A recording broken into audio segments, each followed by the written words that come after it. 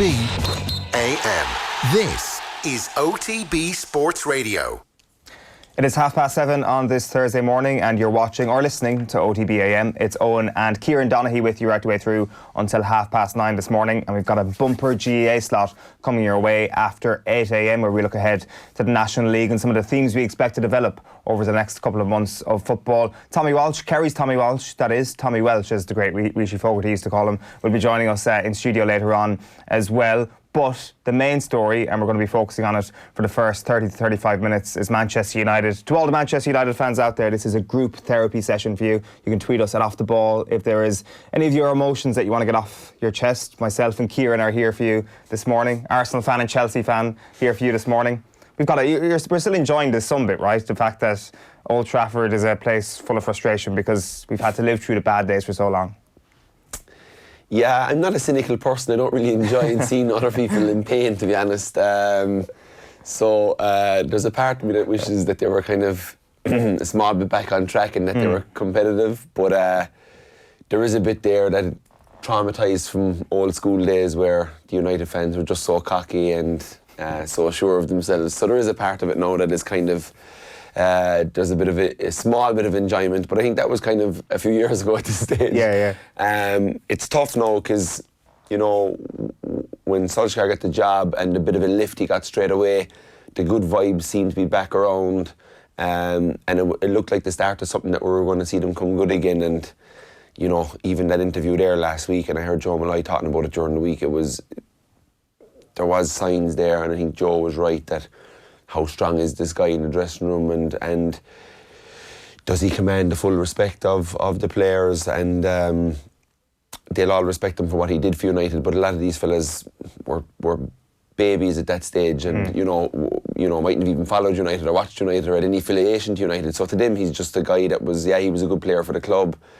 He didn't do much in his managerial career before that, and you know there are certainly big questions around him at the moment. Do they stick or twist is obviously the big one, and it's a hard one to answer, to see who's out there. When you see the job Brendan Rodgers is doing with Leicester, you know, they looked really good last night. Mourinho has obviously gone to Tottenham. Look, Pochettino is the one really that seems to be possibly gettable for United, and they probably need to do it before he's gone. Yeah, we're going to get Andy Mitten up in just a moment and speak to him about this, but the situation here is that you can't but feel sorry for Ole Gunnar Solskjaer, which is not how you should feel for a manager of Manchester United. Even when Jose Mourinho was failing, there was kind of, I don't want to say people were revelling in Manchester United's misfortune, but there was still a sort of slapstick nature to Jose Mourinho because of his previous success. Like, feeling sorry for a manager of Manchester United should not be how any opposition supporters feel. Yeah, I know. And you know, Joe's point is how nice is this guy, and it's his niceness. Whenever you've come across him or seen him interviewed, or even the way he played, there was never a bad stroke in him. So, and it's probably looking at him like that and looking at possibly how lost he is at times looks, and he's not. I'm not saying he's a bad manager because he's lost. I think anybody in that job that hasn't that much experience, that's at a club like United, and they've more losses, they've 12 losses now and 11 wins. So any guy that's in that position is sitting there kind of going, okay, how do we get out of this? How do I get this bunch of players to respond and get out? And I'm sure they're probably trying everything as and it's not just Ole, it's obviously his backroom team, you know, it's everybody people above involved. him. Absolutely, people above him have a huge look.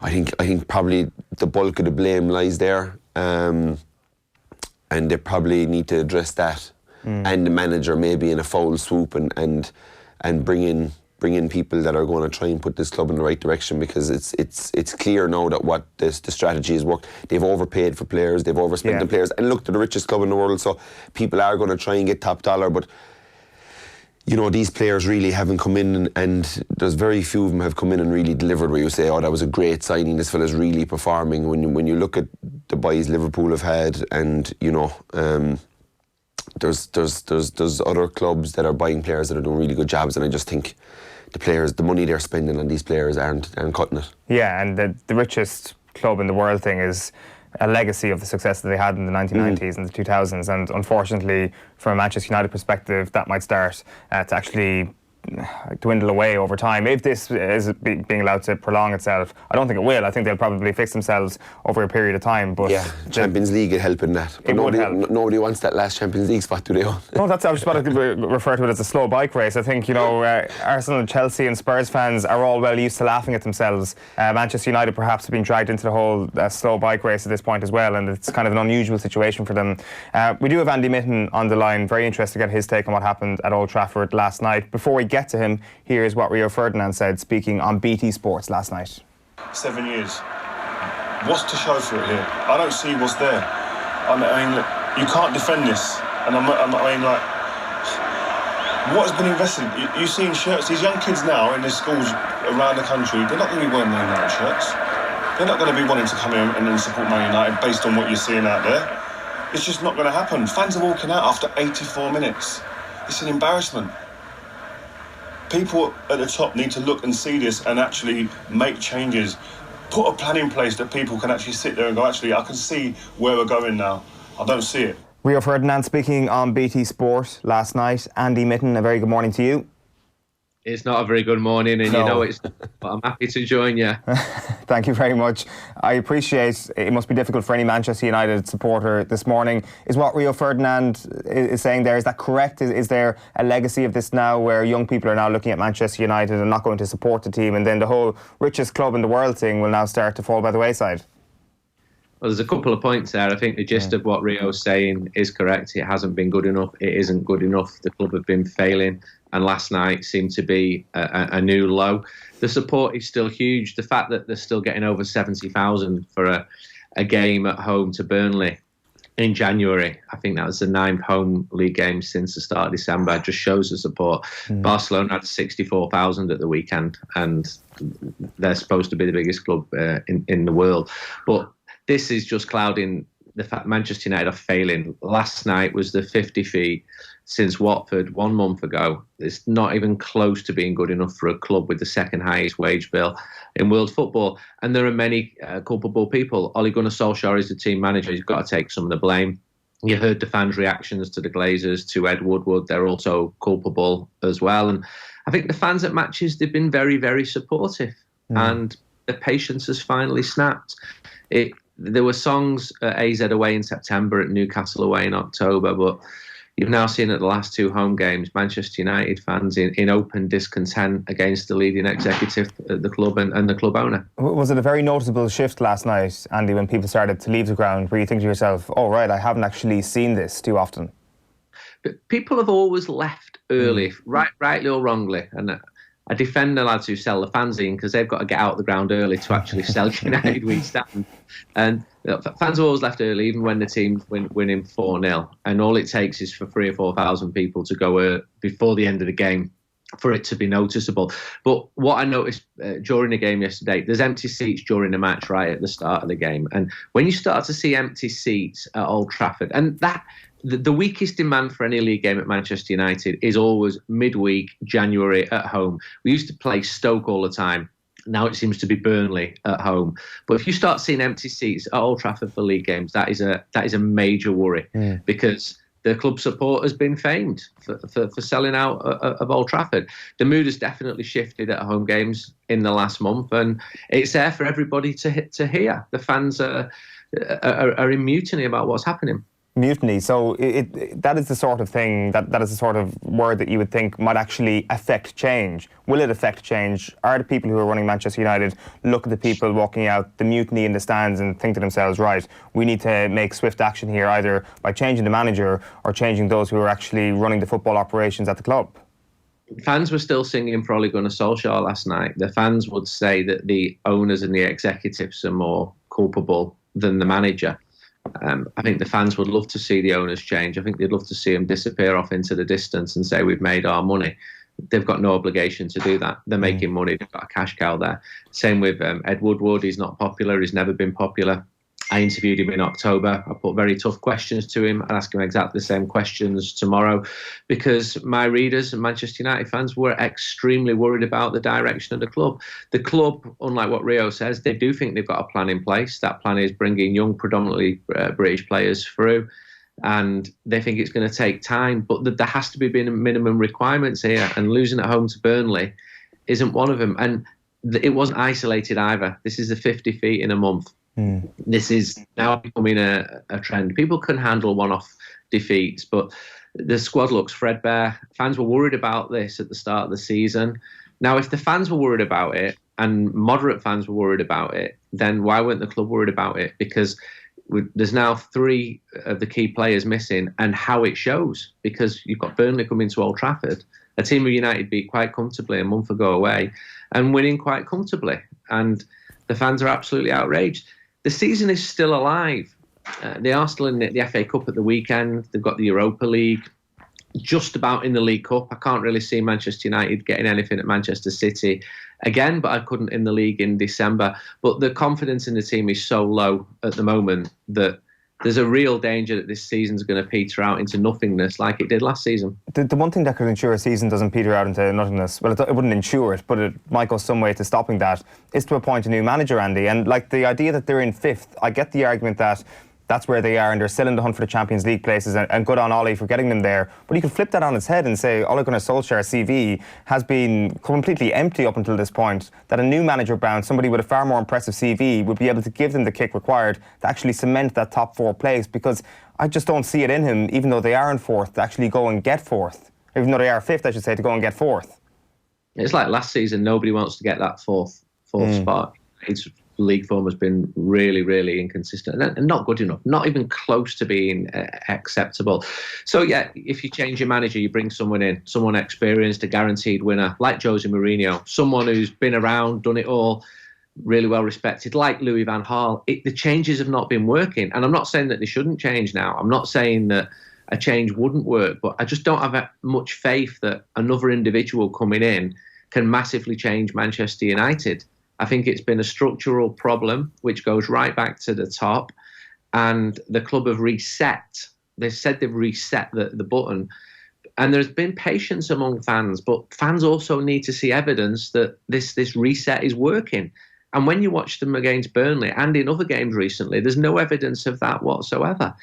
And that's where the frustration comes from. I think if you brought in a top manager tomorrow, he's going to come in and say, right, these players aren't good enough for me, I need to bring 8 or 9 new players in. And then there's a danger there that you're back to the same position that you're in when Mourinho came in, when Louis van Gaal come in. Football managers like to bring their own players in and do things their own way. It's a real mess at the moment. Solskjaer was saying after the game, we've had X amount of games since the beginning of December, and the players are stretched. Some have played more than they should have, and more mentally than physically, they need a mid-season break in early February, I think is what he was suggesting there. Like, it comes as a timely reminder of the situation with Marcus Rashford. Some confusion, I think it's fair to say, in the media about whether or not Ole Gunnar Solskjaer actually forced Marcus Rashford to play through injuries. What's your information on that? Is there a bit of a tension between Solskjaer and Rashford and actually ensuring that he did play minutes? Because, let's face it, he's Manchester United's best player at the moment and he needed him. He's the best player. I think mistakes have been made. I think too many players have played too many minutes. But that goes back to the point that at the start of the season, the squad looked thin. Manchester United knew they were going to play in the Europa League. If they were going to do well in that, there'd be more games than in the Champions League. They've actually done well in the League Cup. They're still in the FA Cup. They've had a replay in the FA Cup so far. So you had a situation in December and January where Manchester United, they played 18 matches. It's a huge total. Injuries then come. So why wasn't the squad strengthened at the start of the season? The counter argument to that is we want to let young players come through. We want to give them chance. And some of the bright spots of this season are that Brandon Williams has been able to come through. Mason Greenwood's been able to come through. But it's much better to be putting young players into a winning side. People talk of the class of 92. Those lads were joining world-class footballers around them. And Manchester United have got a massive quality shortage at the moment, and it's even worse when players are injured, as I've mentioned the ones who are injured. It's going to be a nervous couple of weeks, I'd imagine, Andy. Like you mentioned this weekend, but then you've got the return leg of the Manchester City tie in the Carabao Cup. You've then got Wolves, like you mentioned, the classic Stoke fixture that Manchester United used to have at Old Trafford. The Wolves thing has very much been a thorn in their side in recent times, but almost more pressing than that is the fact that it's at Old Trafford. What sort of atmosphere do you expect for that Wolves game? Well, more of the same. If Manchester United don't beat Wolves, then the discontent will continue. United did beat Wolves last week. They had to bring Rashford on to set up the goal to beat Wolves. They're taking risks because the squad is so threadbare. They need players back. Players don't look like they're coming back imminently. It's a results game. Every football manager knows it's a results business. And if the team are winning, then the clouds dissipate briefly. And it's more about results at the moment. It's not even performances. That's how desperate things are at the moment. Any loss to Manchester City, even though it's expected, will still sting, just as the defeat at Anfield on Sunday. That was expected, but it still hurt Manchester United fans, just as it would Liverpool fans if it was the other way around. And the mood is bad. The lows seem to be getting lower at Manchester United, and that's not good enough. Fans have been very patient, but they needed to see evidence of some kind of improvement. They didn't expect a challenge for the title this year, but at the moment they're seeing very little. Just to bring the whole conversation then full circle finally, Andy, just to go back to those Rio Ferdinand quotes, the legacy of what we're seeing at the moment, the kids watching Manchester United. You mentioned the lows are getting lower at the moment. If that continues to happen, people aren't going to at least pick up supporting Manchester United. Is it too dramatic a sort of take to be talking in those terms, to not be talking about the present, but actually the medium to long term, where if this success continues to evade the club, you won't have new supporters, you won't have bums in seats eventually, and you will see the scenes of last night continuing to happen? They're absolutely massive, and so are Liverpool. They are, by a distance, the biggest English clubs. In 2013, Liverpool played a friendly in Melbourne in front of 90,000 people. There are many similarities between those two clubs. Of course, some fans will always go to the most successful team. I'm sure Manchester City and Chelsea have picked up fans in the last decade. But United and Liverpool, I'd never underestimate the breadth of their support. When Manchester United were in the second division in 1974, they were still the best supported team in the whole of England. It was a winning team, admittedly, and they're not seeing enough of that now. But I think that there's still a massive, massive global support. And if anything, I think it's growing. I really do. Because as a result of the Premier League becoming more popular. And also, when Manchester United are not doing well, it's like people like to watch the car crash. It's still a huge story. They get very, very frustrated, like I feel this morning, but they don't turn off. They still watch it in the hope, this irrational hope sometimes among football fans, that it'll turn. Yeah, to be honest with you, if there's one little glory you can take from the season, is there's probably more people interested in Manchester United than Liverpool right now, even though it is a bit of a car crash. Andy Mitten, thanks a million for taking the call. Thank you. Andy Mitten there of United We Stand, the Manchester United fanzine. Let's tell you what's coming up on OTB AM this morning. The sports headlines coming your way in just a moment. We're going through our top 5 stories this morning. A good variety from the NBA to rugby this morning. We're going to get stuck into a few of those. GEA preview then with Kieran Donaghy here in studio, and then Tom Malone at 8:35 bringing you the sports news. Tommy Walsh, that's Kerry's Tommy Walsh, coming your way at 8:45. Then we're revisiting our top 5 stories at 9 a.m. Then into Deal or No Deal at 9:15. We're going to take a quick break before we get into the back pages.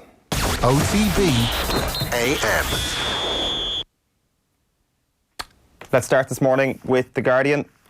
A couple of football stories on the back page, leading with the events at Old Trafford last night. Rodriguez rocket heaps more woe on Solskjaer. Burnley take advantage of another limp display by United, and one that leads to uproar and early exits among Old Trafford crowd. And revealed, it's an exclusive here by David Conn, scale of Manchester City's FFP breaches before 2014 UEFA deal. Consultants queried £118 million in sponsorship deals. The revelations coming as club faces second FFP inquiry. Yeah, the Sun, it's all gone horribly wrong. So there's more good headlines there. And there's another interesting one. Cavani, mom wades in. So Lampard and Chelsea have a battle to sign him. I think she wants him to go to Atletico Madrid. That's probably the best advice you can possibly get. You know, if your mother tells you to do something, you basically do it. And got to listen to the moms. Yeah, it feels and looks like an Atletico player as well.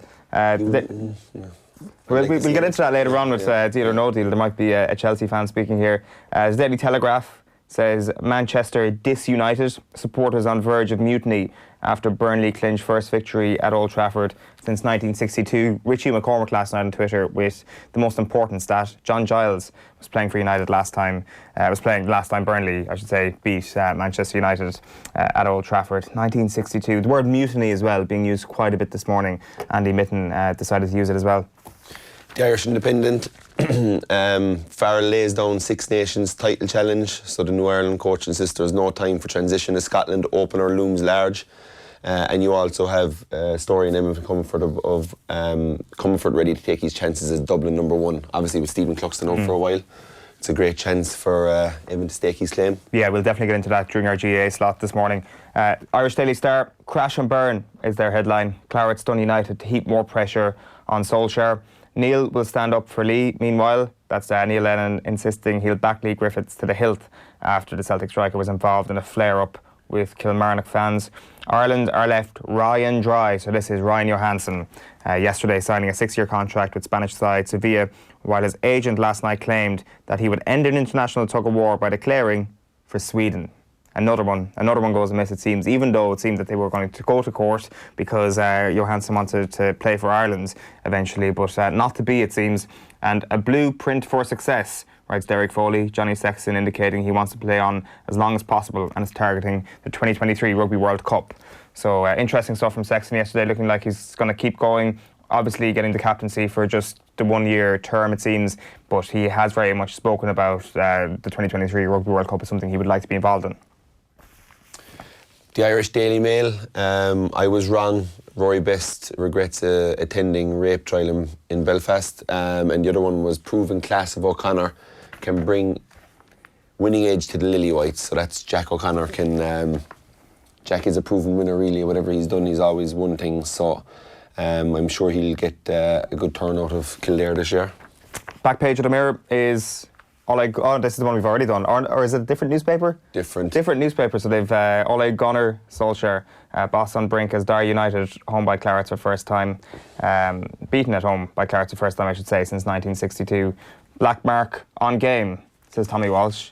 Says the advance mark is too complicated as the spotlight falls on the new rule with the Allianz League getting underway. It's not exactly just black and white here, Tommy Walsh's view on the advance mark. We had him in yesterday. The interview is coming your way later on this morning on OTB AM, and I think he's actually okay with it. He's not totally against it. Farrell in it to win it. Meanwhile, new boss Andy Farrell insists Ireland are in the Six Nations to win it, despite only just stepping into Joe Schmidt's hot seat. And then a couple of the stories from last night. Ali and Son end Spurs' 2020 goal drought, their first goal of the calendar year. And Fox's goal glut leaves Vardy with sore butt. I wasn't actually seeing that, but I'm sure it makes sense. You were saying Darren Randolph was impressive for West Ham last night, even in the fact that he conceded 4 goals. Yeah, I don't think he could do too much about them either. But some of the saves he pulled off on Match of the Day last night, pulling balls out of the top corner. So, yeah, I think it could have been 7 or 8-1 from the highlights I saw. Right. So Darren Randolph, even though conceding 4, it will bring a lot to them. I think he's a great keeper. The Irish Times latest last piles pressure on Solskjaer again, and Jerry Thornley, new captain and new coach to give Ireland a fresh outlook. And down at the bottom, England's Farrell tries to step aside Saracens' elephant in the room. Yeah, not answering any questions yesterday on the Saracen saga, or at least answering them in a fairly effective political manner. The London Times this morning is United fans direct fury at Glazers. Solskjaer's side suffer home humiliation. Sabbatical, meanwhile, for Saracen stars. Their established England players want to remain with the club after relegation and will treat one season in the Championship as a sabbatical year in preparation for the British and Irish Lions Tour in 2021, according to the club's director of rugby. And no snacks on children's kits. KP Snacks has agreed not to put its logos on children's replica shirts for the teams participating in the 100 after coming under pressure for promoting fatty snacks while child obesity is on the rise. The Examiner. Skipper Sexton pledges Irish leaders will make their voices heard under Farrell. Crash and burn, obviously. Again, that Burnley shock result last night. Solskjaer feels the strain of United loss. And Tony Lean goes with Captain Clifford. Kerry's men must lighten the load and buy wonder. Absolutely. More on that very shortly indeed. Just a final newspaper then this morning is added the back of the Herald, but inside it's Burnley defeat leaves booze in Ole's ears. So bad night for Manchester United all round. Let's get into the top stories this morning, our top 5 stories. We're going to get into a few of them later on, but right now we are going to kick off with the Rory Best story, because he was in studio with Joe Malloy yesterday speaking for the first time about the Belfast rape trial. Here's what he had to say to Joe last night. We don't have that. We were going to get back to that in just a moment. We'll move on to item number 2 this morning, Captain Sexton, as we've already been speaking about this morning. Johnny Sexton up for media yesterday in London at the launch of the Six Nations. Andy Farrell up for media as well. A couple of interesting things in this one, Kieran. Like, as I've already said there, the idea of the 2023 World Cup already coming up, which for me is kind of remarkable that we automatically decide that redemption for this Ireland team has to come at the next World Cup, that nothing can happen between 2019 and 2023 that will allow for redemption. Like, I'm not sure if that's something you necessarily agree with. I don't. But it seems like a fairly one-dimensional view on what success in international rugby is. Yeah, no, I don't. It's you know, I think we have a golden batch of players over the last kind of decade and a half to 2 decades, and you know, it's probably spoilt us a bit where all of a sudden we're thinking that winning the World Cup is going to justify how good this team are. It's, you know, this team has won Grand Slams. They're competing in Six Nations against a brilliant England setup that they've had as well during that same time. We've no fear of France anymore. You know, I wouldn't say necessarily we have a fear of Scotland, even though they're coming again and improving. But, you know, it's a lot to say that Ireland go over and play France instead of France, and you know, you're fairly comfortable going in that Ireland are going to get a win. That's a good place that Irish rugby is in, and you know, the players and managers can't really think about 4 years away. They really can't. Like, it's when you're a manager and you're trying to coach a very talented bunch of players who have obviously worked under great coaching staffs before, they'll be concentrating on the first game and they'll be trying to get that win, and that's all that really matters to them in getting the Six Nations started, finding a bit of form, finding a bit of confidence again. And you know, like, we know how good England are, so I would say their first kind of earmark is, see, can we beat England to this Six Nations title this year, which would be huge for where we're coming from. Like, what are we supposed to do? Just, like, I agree that the 2019 World Cup is a hugely significant moment for Irish rugby, that it kind of really brought us back down to earth, and it is more important than the Six Nations. I'm not for 1 second suggesting the Six Nations is more important. What are we supposed to do? Just sit in our hands and accept whatever happens between now and 2023 and say, well, we can't judge anything until it comes to the Rugby World Cup? It's just not possible. It's just not human nature to be able to do that. And also as well, for the players, if they're actually thinking to themselves, well, we actually can't gain true happiness from wearing the green jersey, or we can't actually associate any success with the Six Nations because the World Cup went badly wrong last time. I'm not sure is that an amazing place to be in either. So it's almost impressive that the tone is still we can't get redemption until the next World Cup. But at the same time, there might be some sort of glimmer of hope if things go well for them in this Six Nations. I think as well that there's a situation where if you have a couple of young players who come in and kind of make a mark, and suddenly you start to think to yourself, well, this player is going to be in and around to speak in 4 years' time, then that's going to make things a hell of a lot better as well. Yeah, and I think they can certainly look at possibly, you know, in 2023, that year, looking at, okay, how do we, you know, what has happened in the last 2 World Cups? Have guys played too many minutes? Have guys played too much high-intensity rugby? Have we got any of that wrong? I'm not suggesting that's to blame for this year's, you know, kind of disappointment in some of the performances. But, you know, that's the time to be worrying about the World Cup is the start of that season. Like, if we're sitting here in 2023, absolutely you can talk about redemption and you can talk about what the squad is looking like, who's playing well, who's fresh, who do we need to mind that year to make sure they're right for the summer. But until then, you know, it's all hands on deck. If these guys are trying to represent their provinces and they're trying to represent Ireland as best they can, and they will be going out in that first game to deliver a performance for the green jersey. And as you said, there's guys going to get shots, there's new guys going to come in, there'll be a bit of freshness added around the group, and it'll probably take it in for people to really kind of forget about the World Cup, really, is seeing Ireland put on a bit of a, you know, hopefully a bit of a show in that first game and playing well. And I think everybody then is back talking positively about the group. They've given us great times. You know, I just think sometimes when you know, and I always say this about Kerry fans, is like they're so used to success, and when it's not coming, there's serious questions being asked, and they've every right to, because they're used to the success. Whereas you look at counties that maybe don't have success, they're kind of always behind their team, and it's okay, and you know, you'll be back next year. And whereas in Kerry there's a real post-mortem. It's a long winter in Kerry when you lose in All Ireland. I think this year was actually slightly different because there was so little expected of the team. Not so little, but you know, you were always hoping last year that Kerry were going to get a chance to go up against Dublin. But I think the Kerry fans were so proud after the team pushing Dublin so close, and probably should have won the first game. That, you know, it wasn't that usual. Normally when you lose in All Ireland, the winter seems 2 months longer in Kerry.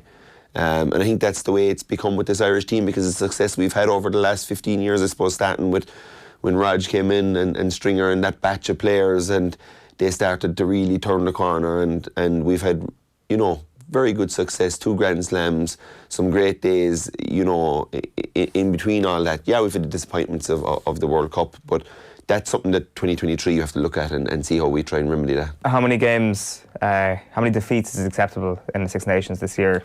Like, bearing in mind, we go to Twickenham, go to Paris, and then it's Scotland, Wales, Italy at home. So we did this a couple of weeks ago on the show, and we thought there's a general school of thought that perhaps Ireland might only come away with 2 wins in the Six Nations this year. I think that's probably a pessimistic view on the back of the disappointment of the World Cup. And you got to give, you know, Farrell's going to come in, and I'm sure he's working with the boys, and there'll be little tweaks and maybe changes in how they play and a fresher approach. And players will always kick for a new manager. Look, we saw it with, if you take care managers in the Premiership where they come in for this little stint, and there's a massive boom and lift, and maybe that is under Farrell, that the Irish guys now, there's a bit of freshness. Guys that mightn't have felt they were in Joe's plans or Joe's rotations get a bit of an added burst. Youngsters coming through might get an extra bit of a chance because of the underperformance in the World Cup. They might say, oh well, look, this guy might go with younger players now. And now everybody's kind of really channeling their energy into bringing the best to the pitch for Ireland. And you know, I would say, you know, I wouldn't, the French wouldn't, you know, I am in a place now with this Irish team that I'll always back them going to France. Yes, they might lose. France are an incredibly talented side, but they're hot and cold, and I think Ireland's consistency has been dominant over them in recent times. But I think England away is the way. Billy Vunipola is injured. You were always giving them a chance away to. I'm hearing Grand Slam here, Kieran. Look, that's going to be the game. Twickenham is going to be the game, and England were very impressive, you know, in the World Cup, and we do have a good bit to catch up with them. But you know, in a one-off game over in Twickenham with the Irish fellas with their backs up, you know, you'd always give them a chance. I think it'll be a case of that'll be a very close game, and Ireland will pip it, or England will win by 10 or 14 points. But no, I don't see them kind of really struggling and only getting 2 wins. For sure. It's going to be interesting as well to see the whole Johnny Sexton dynamic as captain as well.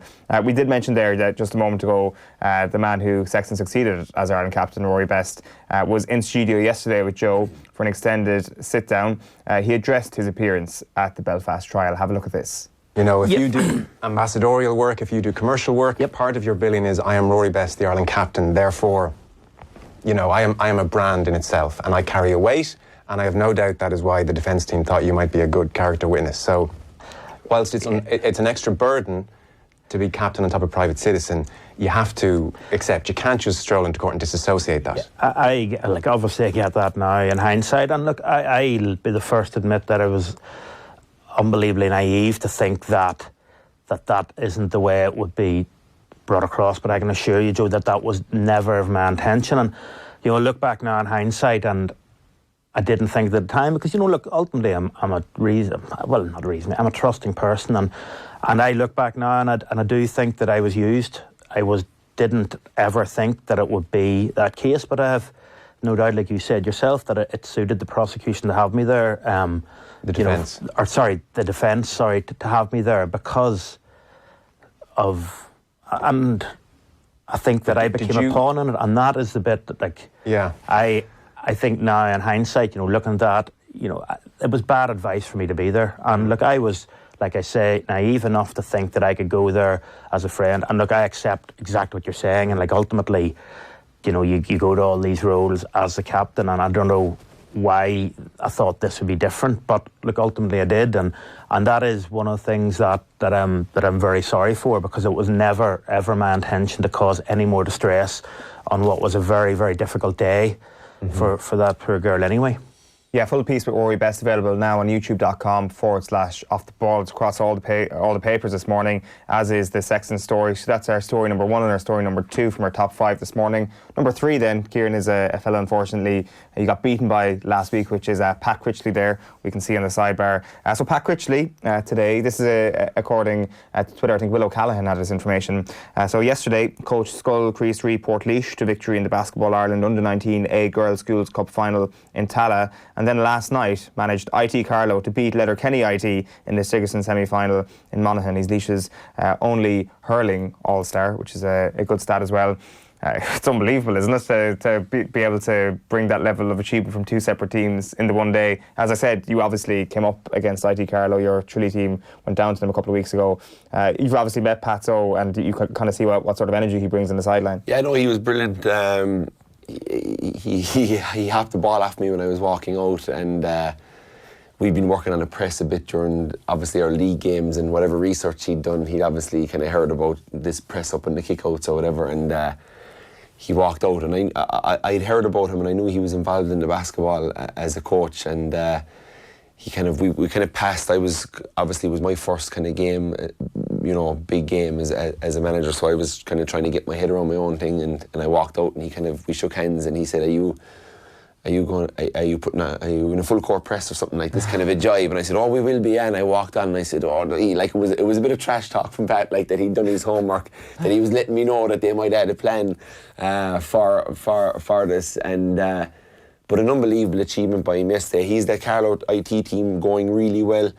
He's them really fit. We were 5 points up with 8 minutes to go, and in fairness, they showed that bit of extra power running late on, and they got 3 goals. And we'll talk about it soon with the black card punishment. We picked up 2 black cards, and it was, we were really outrun from every angle after that. And but the achievement from yesterday to coach, and he's done a great job with basketball in Portlaoise. The Portlaoise Panthers are a great club. I was up there. We played up there in an intermediate game 4 years ago. They have a beautiful setup, beautiful hall.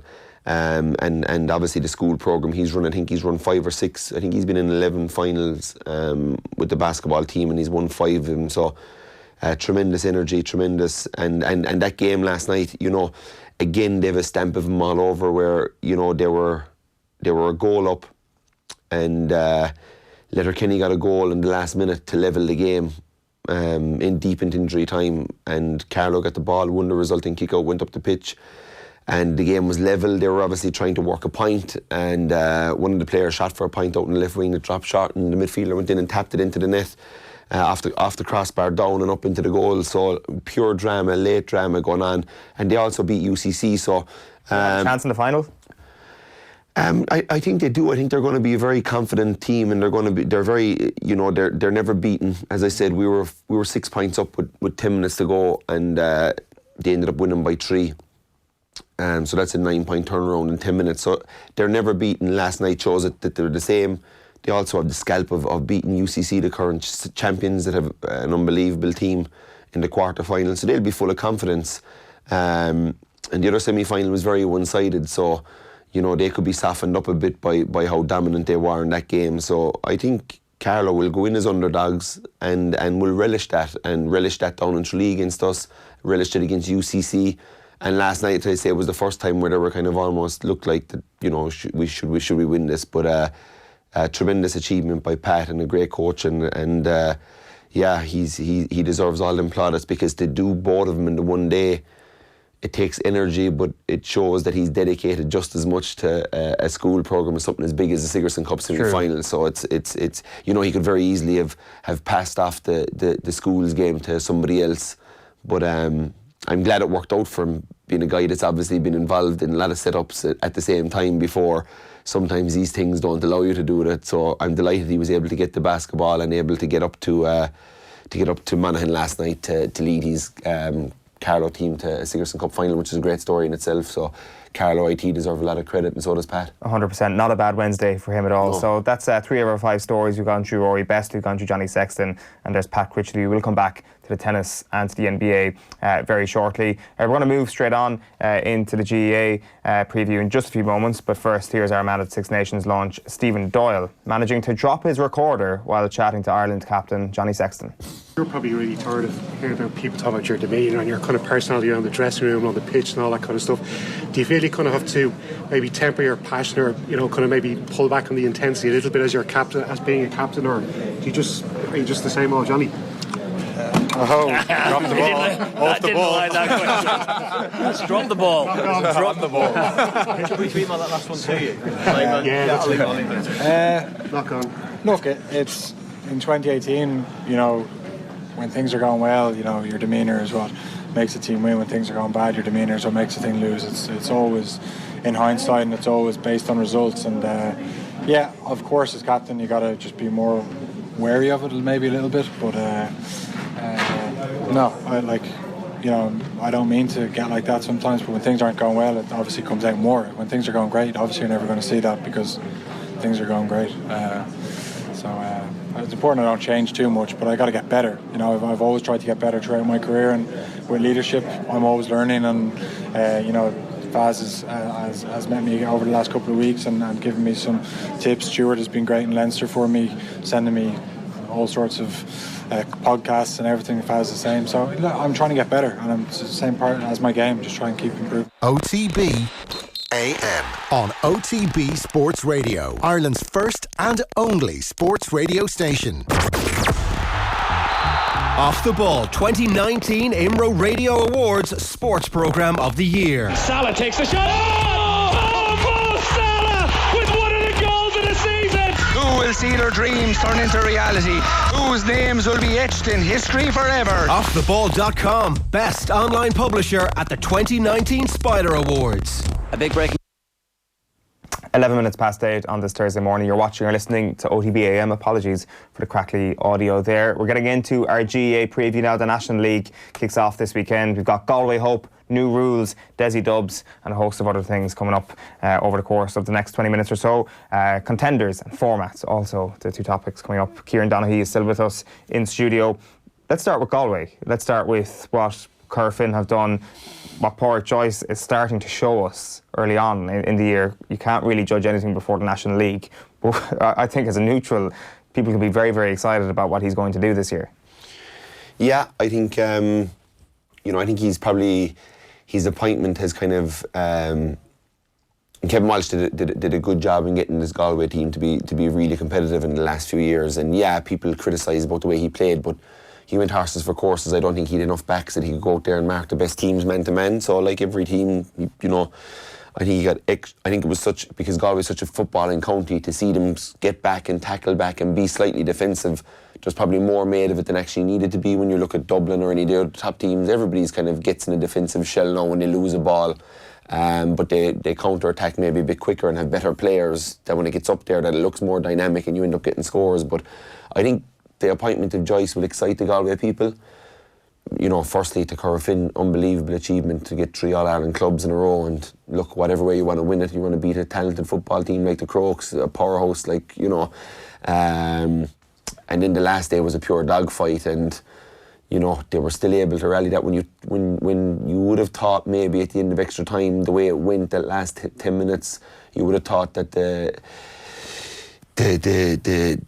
momentum was with the opposition, but they just rallied it in and they held it in and they came out and were just clinical like they have been, which is a hallmark of Kerfin and their kick passing. And I think Joyce will probably get more Kerfin lads into the setup, and I would think that they would their style of play would be a huge kind of way that Galway would look to play.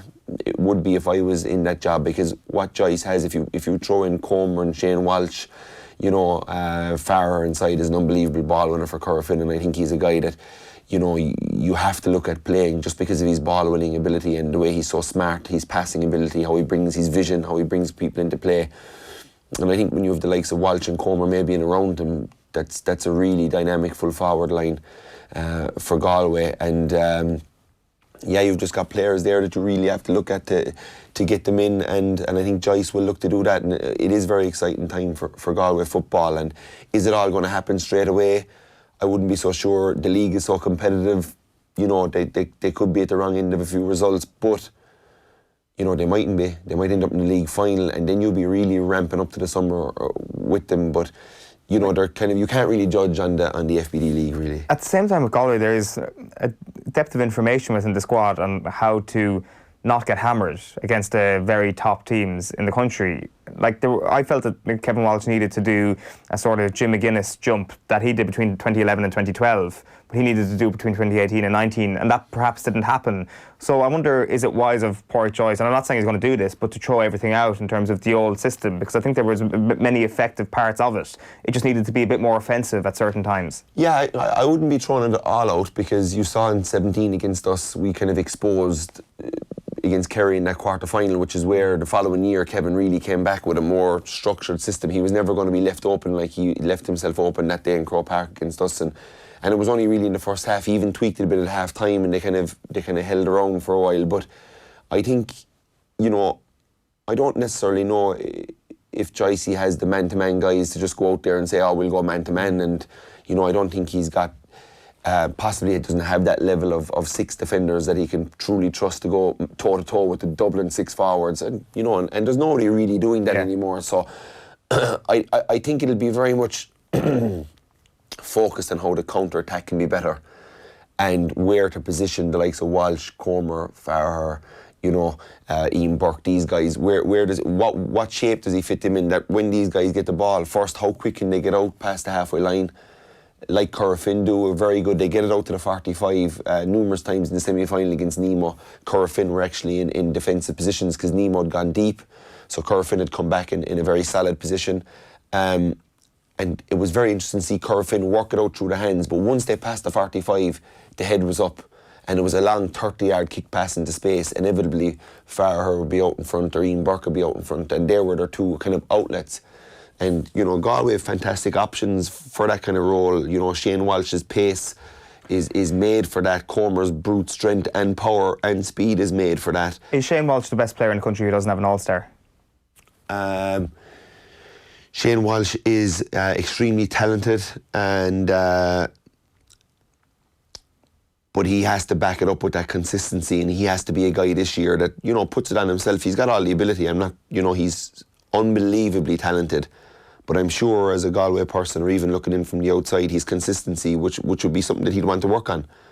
But skill level, kicking ability, power, speed, you know, he's fantastic. But I'm sure Joycey will be challenging him, and maybe the captaincy will kind of push that on him. That, listen, you know, we can't have a 10 out of 10 performance, you know, in a Connacht semi-final and get a 5 out of 10 performance in a semi-final, or in a final after that. And I'm not saying he does that, but, you know, I just think that level of consistency is huge for Welsh this year. But I'd be hugely excited as a Galway fan with you know, obviously Comer, getting him back and getting him healthy is a huge thing. I just think Farrer, you know, is a guy that they could play as just an out-and-out ball winner, you know, a guy that can win it and has the vision to make life easier for Comer and Walsh, that they don't have to win the ball, take on men, try and get scores. You know, I think Farrer, pop it into him in the D, get the boys curling off him at speed. Like, if Farrer won a ball going to his left, a crossfield ball like he does with Corofin, and he'd Shane Walsh at 15 looping around and coming at him at speed, you know, it's pretty unstoppable. You're probably picking up black card, which means you've a guy in the sin bin for 10 minutes, or else you've a guy going through on goal. So I really think that's the axis. You know, they've got Dale in, they've got fantastic kickers. Conroy's back, they got fantastic kickers of the ball out the pitch. But them guys inside are going to be, whether Galway can be really competitive. And when I say really competitive, can they challenge for an All-Ireland this year? Yeah, it'll have to be in their aim. And Pádraig Joyce has made no mistake about not saying that. Like, he has said that an All-Ireland is what people in Galway expect eventually. And they're playing Monaghan this Sunday at 2:30. I think if there was like a league pass to watch one game in football this year, you'd almost pick Galway just to see what they do over the next few weeks. You mentioned the possibility of sin bins here. You're one of the coaches who's managed in the new era already of football. What have you noticed? New laws, advance mark, sin bin, all that sort of stuff? it's a tricky one because it's come upon us without too much explanation. You know, we've heard the rules and we've seen a few kind of arty picture clips of how this works and where the kick has to be from. But, you know, I think the GAA probably need to get a video out there before the weekend, whether they do it tomorrow or Saturday morning, and actually show, okay, a reffing a situation where a ball is kicked into guys, what guys have to do when they win it. Because my biggest thing, and firstly, the black card is more of a punishment than it was, which is probably what they were trying to. But how are they going to officiate this further down the line, away from the highest level? It's fine at the highest level when you have a fourth official that's got watches and stopwatches and clocks, and however they're going to. Like last week when we played at Lone IT, we 2 fellas in a black card and they'd won.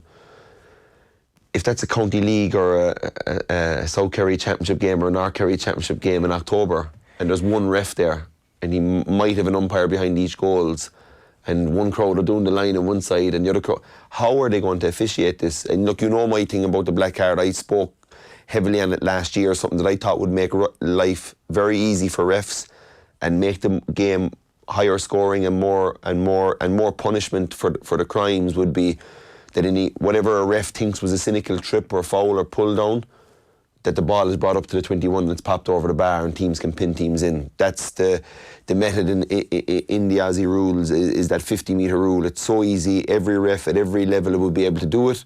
I think you'd have teams policing themselves. I think rather than people going after refs about black cards, I think people would be questioning their own teammates. But look, they've gone with this black card again, and it is a bigger punishment, but I honestly don't know how they're going to work it at the lower levels. I'm asking the umpire the last day, when is my first player back on? He was looking at his watch, and his watch just at the time of the game. Now, he had a pad in front of him, and maybe he was doing it off the pad, but how exact could he be? I don't know. Did he have the seconds my guy was gone off? You know, because every second matters. If it's late in the game and you want to get a guy on with 2.5 minutes to go versus 2 minutes, that 30 seconds being down to 13 could end up in a goal. So that's your game and that's your season. The black card, it is a bigger punishment, but I think the refs do their best, and it's a really tough job at the best of times, even at the highest level when you have support and you have Hawkeye and all this, and our guys do a really good job of officiating. But I feel sorry for the referees that are getting the €30 or whatever they're getting to referee a very passionate derby game in any county or club in Ireland, and they're out there trying to ref it as it is, give guys black cards, know when fellas come on, and if fellas come on early they get a yellow card and an automatic red. I just don't see how that is feasible, and I think there needs to be a real look at how do we make this better. And we're bringing in a lot of rules from the Aussie rules. We're bringing in marks and offensive marks and all these very complicated things, and the best rule that the Aussies have that has taken every bit of cynicism out of the game over there is the 50-metre rule, and we won't look at that. I can't for my life get why we haven't brought that in. If we're going to go as far as the Aussie rules to make it easier for them to go after our players by bringing in a mark, how can't we bring in a simple rule that a guy down in Carsavine reffing a South Kerry final, if he sees a player drag down a player out in 45, that he blows his whistle and runs 50 metres, and they get used to the 50 metres, they get used to that distance, they turn, they pick their spot, they know roughly where they are on the pitch, they bring that up, and now all of a sudden you have a 35-yard free. Or make it very simple that any cynical foul or pull down late on in the game, any time in the game, is the ball is brought up to the 21, you pop it over the bar. And if that cynical foul happens inside the 21-yard line, somebody goes on a run and is pulled down, it's an automatic penalty. That ends pull down and drag downs. That ends a talented corner forward late on in the game, winning a ball, turning around, and you still have managers now, even that it is a bigger punishment, late on in the game, that we're trying to. This was brought in famously for the Kavanagh tackle on McManus. I did something similar in 2007 against Shane Ryan when he turned me and he was going through on goal. I felt that the thing that was needed was to be cynical and stop the guy from scoring a goal. Was I wrong? Not for my team. Was I wrong from looking in from the outside? Yeah, it's not nice to see, but we're trying to win an All-Ireland, win an All-Ireland semi-final here. It's not, it's too serious, and we've put too much in for me to feel that wasn't acceptable. But it's. Well, one of the things that's very, we'll get into something a little bit later on, that I was basically watching a couple of games from a few years ago, 2013, and it's amazing how behaviour has changed post Sean Kavanagh tackle, post black card. It has worked behaviourally. Now, the punishment people say is wrong, but your idea there of taking the idea from the Aussie rules, it will have a marked change. These rule changes do work. The behaviour of GAA players does change. It is actually jarring when you watch games from different times of the last decade. No, it has helped. But even that, what I'm saying is even that has helped, and that's not the perfect rule. Imagine if you had a better rule. If you had, if you had the right rule in, and the rule that was easiest to officiate for everybody from the bottom down. I'm sure there's refs all over the country dreading going into county league games at the start of March, dreading it. There's already enough on their plate to ref these games. How they're going to manage all that, I don't know, unless the GAA have an answer for that. I think with the marks and the black cards, should they not have a video around to all, should it not be on the 9-1 News, should it not be here, should we not be showing a video on how these things are going to be refed, when you have to put your hand up, do you have to put your hand up, do defenders have to put their hand up, how many steps can you take afterwards? It's so players are going in confused this weekend. The players are going to be confused. And do you know what the thing is, they're the ones who actually have the most clarity, because the game's televised. Like this Saturday night in Croke Park, for example, will be the best version of the rules that we will get. But you can be sure that people will walk away saying it's a disaster. So imagine what it's going to be like in the club game. Correct. We should move on. That's good stuff. It's interesting that you say that, because the advanced mark is something that's actually probably be more spoken about than the sin bin. Yeah. But we'll probably get into that a little bit later on. Tommy, yeah, exactly. Desi and the Dubs is something we want to chat about. It's going to be possibly the biggest theme now for the next few weeks as to what actually happens with this team. I've got a suspicion that not much at all might happen. It will be the usual conveyor belt of new names that will come through, and a lot of the new names that we associate with Dublin at the moment are already fairly high profile, given the way they went in the under-21s last year, given the run out that the likes of Evan Comerford has already had in the Dublin jersey, like one of the stars of the league last year. Do you have any concerns for Dublin? No. I don't. Desi's going to be... Desi's obviously a very good and talented manager. He's a good leader. He was a great player. He was a leader when he played. When he speaks, he's... you can tell he's a guy that carries weight. He's walking into this Dublin dressing room, that's pretty much self-policed, I would say, by the likes of Cluxton and certain leaders in that dressing room. Under Gavin, they will know what works. And if a manager came in trying to change that, he'd be outside his mind. If some guy came in and goes, okay, forget what you used to do, I want us to play this way, or I want us to do this way, the players would be like, hold on a minute, there'd be a fairly instant kickback, however it'd be done, whether some fella'd say it in the meeting straight up and take the shot for his teammates. But, Desi would be very cute. He'll have his own little tweaks, he might have little ideas on how to do certain things. He might look to explore certain types of tactics here and there. What would you be expecting? They could do anything. They could try anything. You've got a huge team. If you're losing a game, can you put Fenton into full forward? Who's going to stop him in the air? If you put in a decent crossfield ball to him, he's going to mark it. He's going to tap it over the bar. If they're ever in that position and they're losing the game, they mightn't go that way. They might play the normal way. They've got other guys.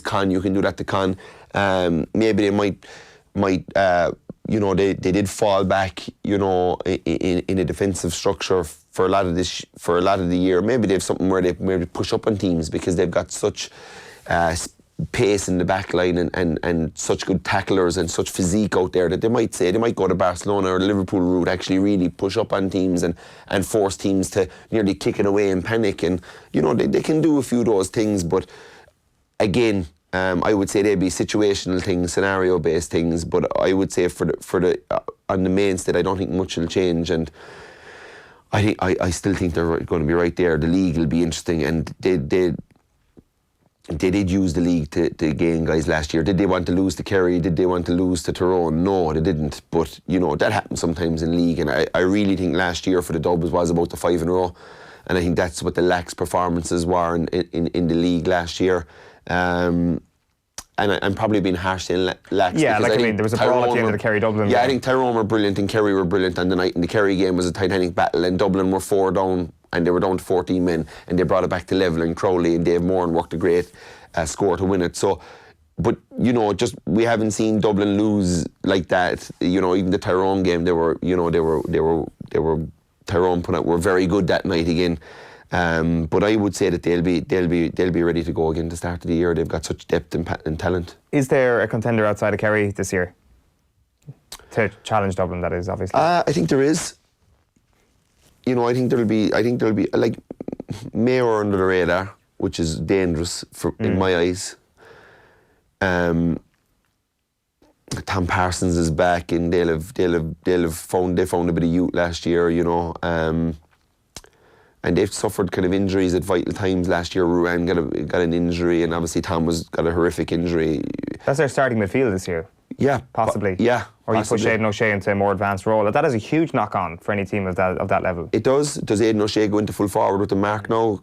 Again, if you put in a decent ball to him, he's pretty unmarkable if he's given any chance with a ball, an early ball into his chest. If he's out in front, if he plays that lead like the Tommy Walsh did so well last year in the league, and that we'll probably talk about later on. But do Mayo say, okay, we've got a small bit of lack of depth of match winning forwards, and maybe we're okay in the middle of the field, or maybe it's a thing where we start with Aidan inside, and when Tom or Matty get tired, and it'll probably be Tom at this stage in both their careers.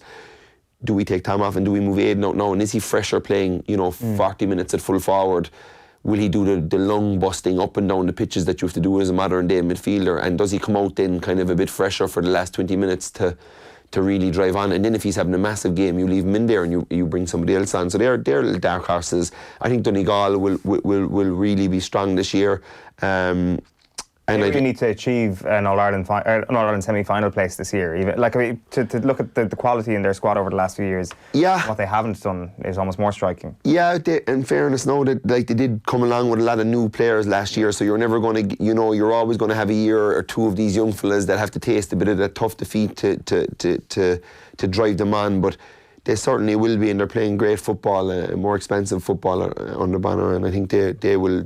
And then I think Galway will be there as well, and you can't rule out Tyrone. So I'm interested to get your take on the big Kerry news this week, which is David Clifford being made Kerry captain. It was always going to happen because of the rule down there. Do you have any concerns whatsoever? I don't think one person actually has voiced a significant concern about the person that he is. The only concerns that have been voiced is that does it distract from his own graph as a very, very talented young footballer? I don't think it distracts. I think that, he when I was captain in 15, all you have to do really is a bit more media. As in media that you really don't kind of want to be doing when you're captain, but you're the captain, you have to go out there and do it. And maybe they take a bit of that off his shoulders and move it around and send other fellas out there here and there. But I don't think, Tony Lean is writing in the Examiner about, the main men, the Gainies and the Crowleys and the Morans and the older guys maybe on the squad.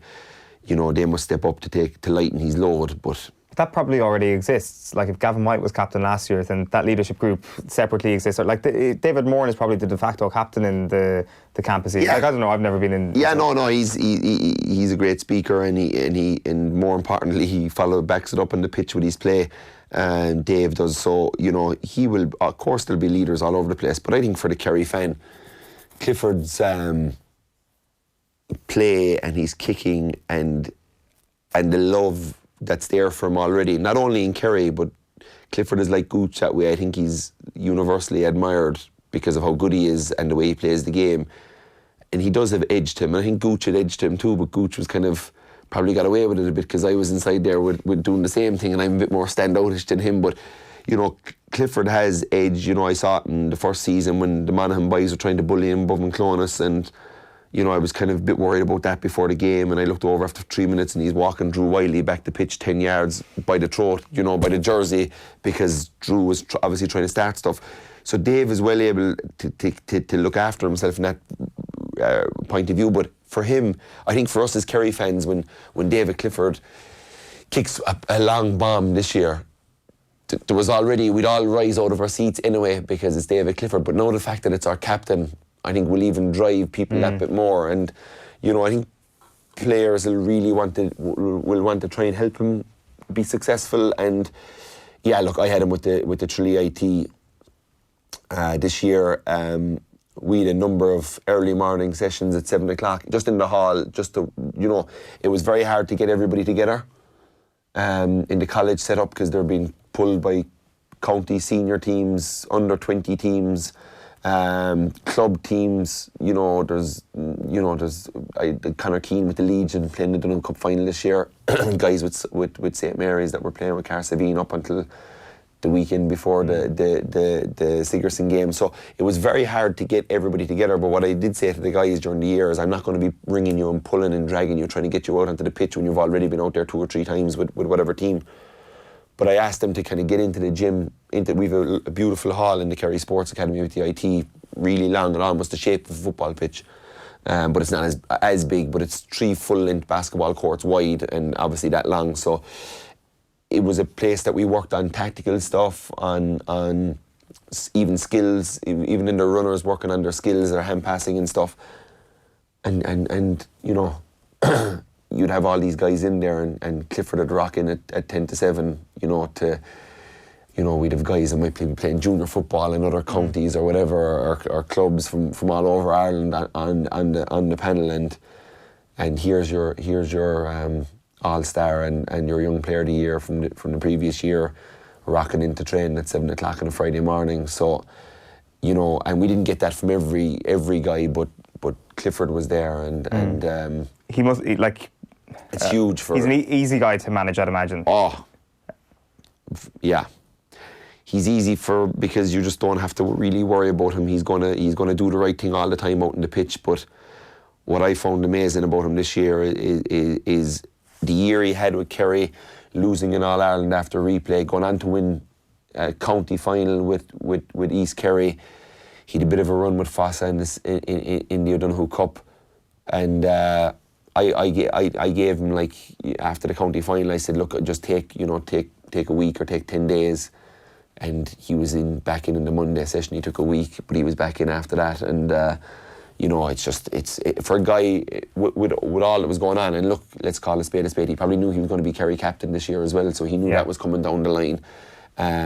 Even though he wouldn't have officially found out till last week, but to do all that and to give the commitment to the college that he gave was heartening to see. So in my eyes, what I saw there was just pure leadership, natural born leader, and he will do a great job as Kerry captain. Just to touch on the final point briefly, the most important part of the Alliance Leagues this year is going to be Division 2 and Division 3. In the football, you get relegated from Division 2 and don't make a provincial final, you're done. You're not in the quest for Sam Maguire. I think all these games should be on television. They're going to be incredible, these battles, especially when you look at the context of someone like Cork in Division 3.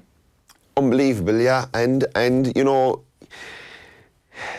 the battle for promotion in Division 3 and to avoid relegation will be huge.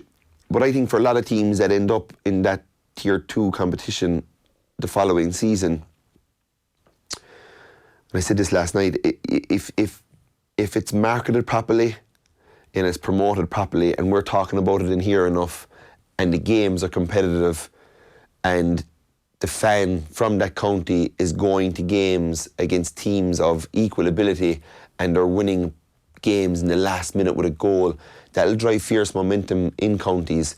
So I have hope. I've hope. The proof is in the pudding. John Horan and the GA said we're going to market it right.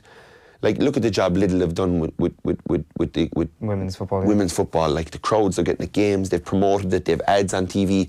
Somebody smart needs to say, this Tier 2 championship, we can make a big deal out of this. We can, and we'll get good games, and we'll make stars out of maybe people that we didn't know too much about. Like, in the last few years, I know more about women's football and certain women's players, and I listen to interviews and I read interviews in the papers about them that I wouldn't necessarily would have done maybe 10 years ago when I was playing, And I think the job that Lidl have done promoting that has been brilliant. And I think every young girl now is going to games, is watching games on TV. They see 60,000 people at these finals. And can there be more done? Absolutely. But somebody needs to get on board with this Tier 2 championship and really market the hell out of it and get it out there. And there's onus on us in the roles we have in the media to really, go behind the scenes into these counties and find out who the heroes are in these teams and who are the guys that have been there for a long time, or who's the new hot shot on the scene down there, and you know what the manager has done since he's come in, and you know, and in the GA have to make sure that these games are on, you know, at peak times where people can watch them.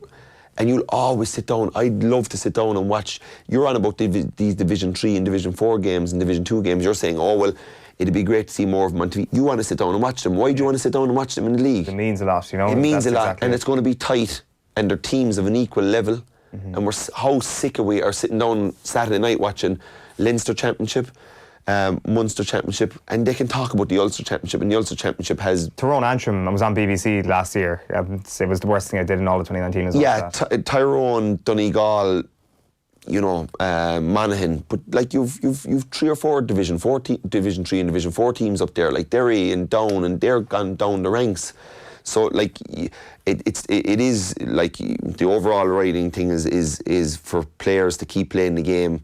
We're going to have to shorten the season, get rid of the provincial championships, move it to a league and championship as we talked about last year, but really tighten it up and get more games where teams of equal ability are playing each other. We see it in hurling every year. We see it in our own county in Kerry when they win a trophy in the lower tiers of the hurling. It's huge. It's huge for that group.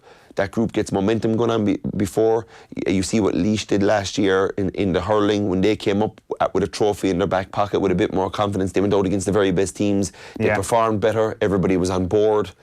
How can people get on board with training for 8 or 9 months and then ended up the season on a hammering? It's true. And I'll put it to you this way. Look at the Division 2 fixtures this weekend. Armagh against Cavan, Westmeath against Clare, Roscommon against Laois, and Kildare against Fermanagh. Knowing that 2 of those teams are in danger of not competing for Sam Maguire this year, it makes them unbelievably appetising fixtures. It'd be great to have them in full. Great stuff, Kieran. We'll be touching back again on a couple of the GAA talking points after we get to Tommy Walsh later on. Next, though, Tom Malone will be in bringing us the sports news. Rafa Honigstein, first, though, was on the show last night talking about Erling Haaland. OTB AM. With a tap in, the other 2 really impressive and promising finishes. Can we start with the most ridiculous aspect of this? And I really don't know how I've never heard this before. I've never heard that. I was baffled by the most extraordinary thing. So Haaland scored the 3 goals in the game, and somehow you Germans don't think it's a hat-trick. What can I tell you? Don't shoot the messenger here. I've been arguing against this very strict definition of the hat-trick for years, but every time I run into the establishment, as it were, certainly vast sections of the media just not considering it a proper hat-trick. They sometimes will write hat-trick, but then in brackets, not proper. Really? It's not, Has it always been the case in Germany? Was that always the way, really? It's been like this for decades. Right. They expect somebody to score in a single half and with no one interrupting those 3 goals. Yeah. And unless you do that, there's always someone who's casting aspersion on your version of the hat-trick. So I think I get a sense that maybe attitudes are softening somewhat, but we're still not at the stage where hat-trick is just a hat-trick. We still, for whatever reason, like to distinguish between proper and improper ones. And do you get the match ball for a hat-trick in Germany? Well, I mean, there are many match balls these days. If a player wants to grab one, I don't think anyone's going up to him and said, this is not a proper hat-trick. Haaland certainly did not care and probably did not know either. So he was very happy with a match ball, and I don't think that anyone from the Bundesliga would try to get that ball back from him. Raphael Honigstein talking about Erling Haaland last night on the Football Show. Full piece available on youtube.com/off the ball. Tom Malone, you're here with the news. Yeah, we'll start with the midweek football. Manchester United remain 6 points adrift of the Champions League places this morning following a 2-0 defeat at home to Burnley in the Premier League last night. Goals from Chris Wood and Jay Rodriguez secured a first victory for the Clarets at Old Trafford in 58 years. A Red Devils boss, Ole Gunnar Solskjaer, though, says he holds his hands up. I can't sit here and do anything but hold my hands up and say that's not good enough for Man United. But that's where we're at the moment with all the players. It's not like we've got 10 players there on the bench that we could have rotated. They've played and they've done fantastic. So, and we'll make sure that we're ready for Sunday. That's where we're at. That's what you just said. 2-0 loss to Burnley at Old Trafford. That's where we're at. Very, actually, people... Fantastic. People may not have realised this yesterday, but Burnley put out a full team at Old Trafford. So big stamp of approval from In fairness to Manchester Bernie, United that's Leicester and Manchester United have just beaten back-to-back. So, I mean, it's pretty good. There's probably the unheralded part of this piece, but... they're surviving with a bang. Yeah, they needed them too. Yeah, they wouldn't have counted on them 6 points. You know the way, like when they're mapping out the season, they're like, no, we're not going to get anything from them 2 games. Yeah. Leicester, meanwhile, solidify their top 4 credentials with a 4-1 thrashing of West Ham at the King Power Stadium. Some bad news though. Top scorer Jamie Vardy went off injured in the first half. Boss Brendan Rodgers believes it's not as bad as first feared. I think it wasn't his hamstring, thankfully, so it was just he had a sort of sensation in his glute.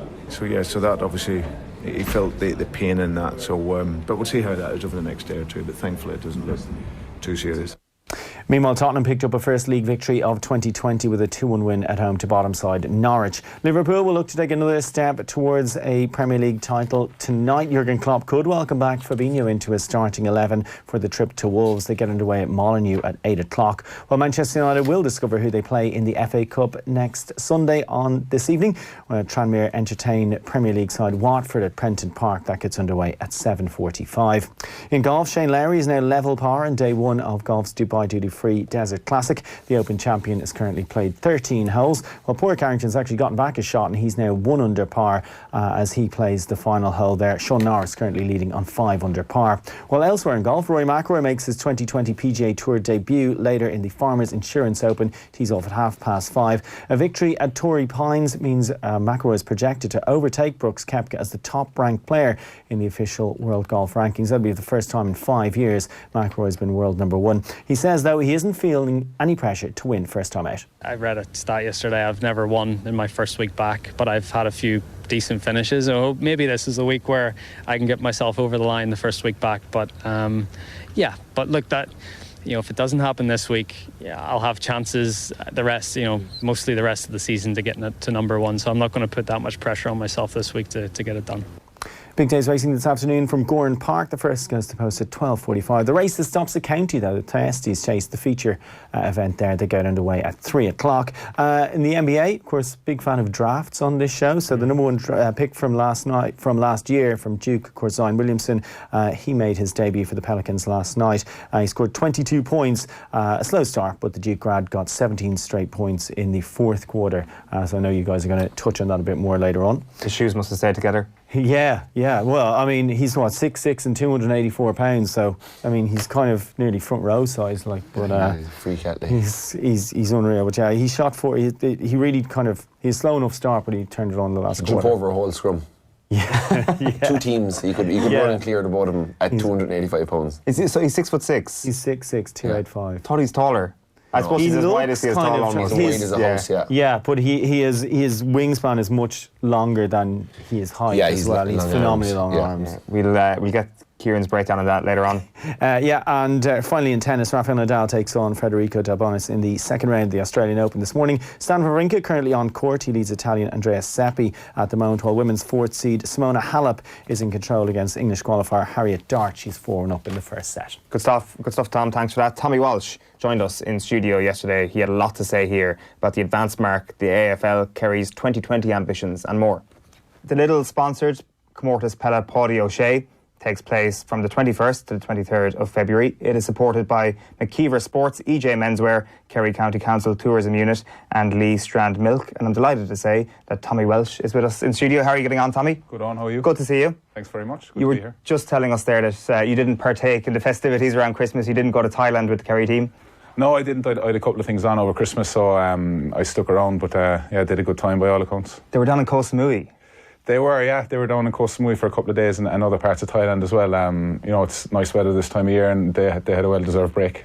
None of the Instagrams managed to make kind of a public sphere during their trip. The Koh Samui Cup, of course, before Christmas was one of the things that went viral. As soon as you said that, it triggered in my head. I was like, did we miss out on the second running of the Koh Samui Cup by any chance? Possibly. None of it went viral or anything, but they were well warned before they went. But yeah, no, look, I think they got away for a couple of days, and when you're together like a group like that, you're always going to have a bit of fun. But yeah, so it was well earned, and it's back to work now and getting ready for the season ahead. What does a holiday around the start of the year entail? There was some rumours that they were training even over a little bit in Thailand. I'm not sure, was that true? Yeah, it's probably difficult to fit in because in Kerry we have district championships that run right through to December, and obviously the National League. The National League is starting at the end of January. We guys involved with their clubs and things like that. So it is a very tricky time to try and fit a holiday in. But you just try and have to balance it. You know. While you want to have a good time over there, you still have to look after yourself, because when you come back, the training is going to be flat out and you need to be ready to go again. So it's I think I'm not sure if there was anything organised from a group point of view, but guys did their own thing, I'm sure. Does pre-season these days entail the sort of horrific running and the very tough attitude towards life, I guess, that it did, say, 10, 15 years ago? Like, I guess you mentioned the length of the season now. Yeah. You don't let yourself get out of shape at all, I'd imagine. Yeah, well, as I said, in Kerry, the club stuff runs pretty much all year round. So, it's difficult to get the opportunity as a whole group to do that type of running and get that type of base in. it's like the guys now are only back from holiday, so I suppose we haven't an awful lot done and to try and be ready for a game this weekend. But again, it's as I said, it's trying to find a balance. You've guys that are away with their clubs, Sigerson, different things like that. So it's you're probably trying to manage guys individually and get guys in the best shape that they can be in before the season kicks off. How much did you enjoy playing with Kerry last year? I did, yeah, I enjoyed it. It was great. It was great to be back. When I had left a couple of years ago, I wasn't really sure if I was going to get the chance to play again. It wasn't necessarily something I was looking to do. I went back with my club, Kieran Donaghy, and had a decent year. And luckily enough, Peter asked me to come back in. So I jumped at it really, and was glad I went back in. Obviously, the season didn't work out the way we would have liked. We lost both the National League final and the All-Ireland final, but I suppose from a personal point of view it was enjoyable at the same time. Yeah, it doesn't seem whatsoever that it's a winter of discontent in Kerry. It feels that there was a definite step forward last year. Like, you'll in the camp obviously realise that winning the All-Ireland is the only thing that matters for you, but was there still a sense of consolation from the fact that there was a step forward in 2019? I wouldn't say there's consolation. Like, certainly there was a lot of goodwill from the supporters down there towards the team, and you can't underestimate that either. But like, Kerry teams will only ever be judged on how they perform this summer, and look, we fell short in the final, which is disappointing. But we have to try and learn from it. A lot of guys kind of went to another level last year, but it's up to everyone to continue to grow again. There's guys that underneath that need to step up. The guys that are at the forefront of the squad need to step up as well, because ultimately we fell short, so it's trying to bridge that gap. The All-Ireland finals was an interesting period for you, in our view anyway. Your name came up quite a bit in the match preview for both games. I'm not sure, was it a big deal in the camp at all? Was there a lot of conversations about whether or not you'd start? Because I think that talk intensified in the media between the two finals. Yeah, I suppose you tend not to pay too much attention to what's going on outside, but look, I was like anybody else. I wanted to start the games. I was pushing as hard as I could to start. Now, at the same time, while I didn't start, I could understand the reasoning for not starting me also, and trying to get an impact off the bench. That's up to Peter and the lads. They go with who they think is going to be best on the day, and I completely understood that decision also, and while it was disappointing, I would have loved to have started either of the games, but you do what's best for the team. It's interesting looking at how you approached that replay. There was obviously a lot of long balls going into, I think Paul Ganey was probably the only full forward, or the only person in the full forward line for a lot of those early stages. Is that something, do you think, that'll start coming back into Gaelic games now over the next couple of years with the advanced mark, the Route 1 sort of avenue that yourself and Kieran Donaghy would have used so well in 2009? Yeah, I think so. I know there's been a lot of people talking about the mark, but myself, I think it's I think it's a good rule. I think it will certainly encourage people to kick the ball. I think any rule that rewards teams that are going to kick the ball, whether it be to guy on the lead or in long to 50-50, I think that's a positive thing. I think it's fielding is a feature of our game that probably has gone out of it a little bit. So I think any rule that is going to encourage that is positive. And I think if a guy gets the ball around the middle with this new rule, I think he's much more likely to have a look up and see what's inside. And if there's a long one-on-one, particularly if you've good ball winners, I think you're going to take that more often, take that option more often than you would have previously. Yeah, I'm sure it was frustrating for someone like yourself, maybe playing in the inside and you'd have a blanket defence or at least two men marking you for a period. That's probably like at the same time, you could look at that and say, well, at least if you win the clean ball, you get a huge reward from it. At the same time, you might think to yourself, well, that double marking could potentially come back into the game a little bit, or is there a propensity for more defensive men behind the ball? Well, I think with the way defences are set up now, they're very good at marking or guarding the dangerous area, which is the D. So I don't think there's going to be a lot of easy marks right in front of goal that fellas are going to be able to tap it over. You know, I don't think, while it's a rule I agree with, and I think some teams will probably be better at using it than others, I don't think it's going to be a massive feature. I don't think it's going to change games hugely. I think if you see 4 or 5 of them in a game, I think that would be an awful lot. So but I think what it will encourage is teams, if they're able to transition the ball from defence to attack really quickly with their feet, I think that's where you'll get joy from it. And if you can get it from midfield into the full forward line with 2 or 3 kicks from your defence, I think that's where teams will see the benefit of it. Were you instructed to play a little bit deeper last year, or play a little bit wider? Because you mentioned the D last year, and I think there was a couple of games in the league where you picked your marks up away from goal a good bit. You were left with a tight angle for the free, and then perhaps in the championship a bit you were actually playing outside the 21 at least, or at least coming deep to win your own ball. Yeah, well, I think with the mark it can often be a different run, whereas you're not running more of an angle, you're coming more at the ball to try and get to it before it bounces. So that's probably in the league I found myself nearly out of position because I was marking it almost 30 or 40 yards at an angle away from goal. But I suppose myself, I was still kind of getting used to that rule from a Gaelic football perspective. So I think more often than not, if guys take it, they're probably just going to play on now rather than step back and try and shoot from that distance. It's going to be interesting though. Hopefully it does have the big impact, because I think a lot of people were a little bit unsure about it last year, were teams actually implementing it for the league because it'll be gone in the championship and then your plans go out the window. That's been a subject of conversation that's come up quite a bit over the last couple of weeks. The other subjects, and I'd be very keen to get your take on this, is the AFL has come right back into view again with Colin McShane going for trials down under. As a player like Colin McShane, first of all, he looks like a player who'd make it down there. He's a big fella, he's well able to look after himself, but he's also technically excellent. And I think that's something that a lot of people forget, that you have to have that technical capability to actually take to a new shaped ball very quickly. Yeah, well, I think with someone like Cahill, he's like what they'd call over there as a key position player. So he covers the ground quite well. He's very good hands, a good ball winner. So you actually need to be very good technically to play in those positions, where most of the positions over there, and you'll see the likes of Mark O'Connor, Zach Toohey, Pierce Hanley, those type of positions, you have to be an unbelievable athlete, and a lot of those guys going over were naturally good athletes anyway. I think Mark O'Connor went over there and he was winning time trials before he even got into training. So while they do look at you technically, you also need to be a very good athlete going over, and I wouldn't know Cahill that well, but just from seeing him the championship last year, he certainly looks like someone that could be successful over there. What's the biggest challenge to somebody who goes down there? It's probably the fact that you're on your team. You know, you're probably one of the main players there, and then you go down there and you're right down at the bottom. You know, and it's trying to build your way back up again. And particularly, I suppose, as you get a bit older, it probably gets harder. You know, I think I was 21 when I went, and I was probably one of the older guys that had gone over there.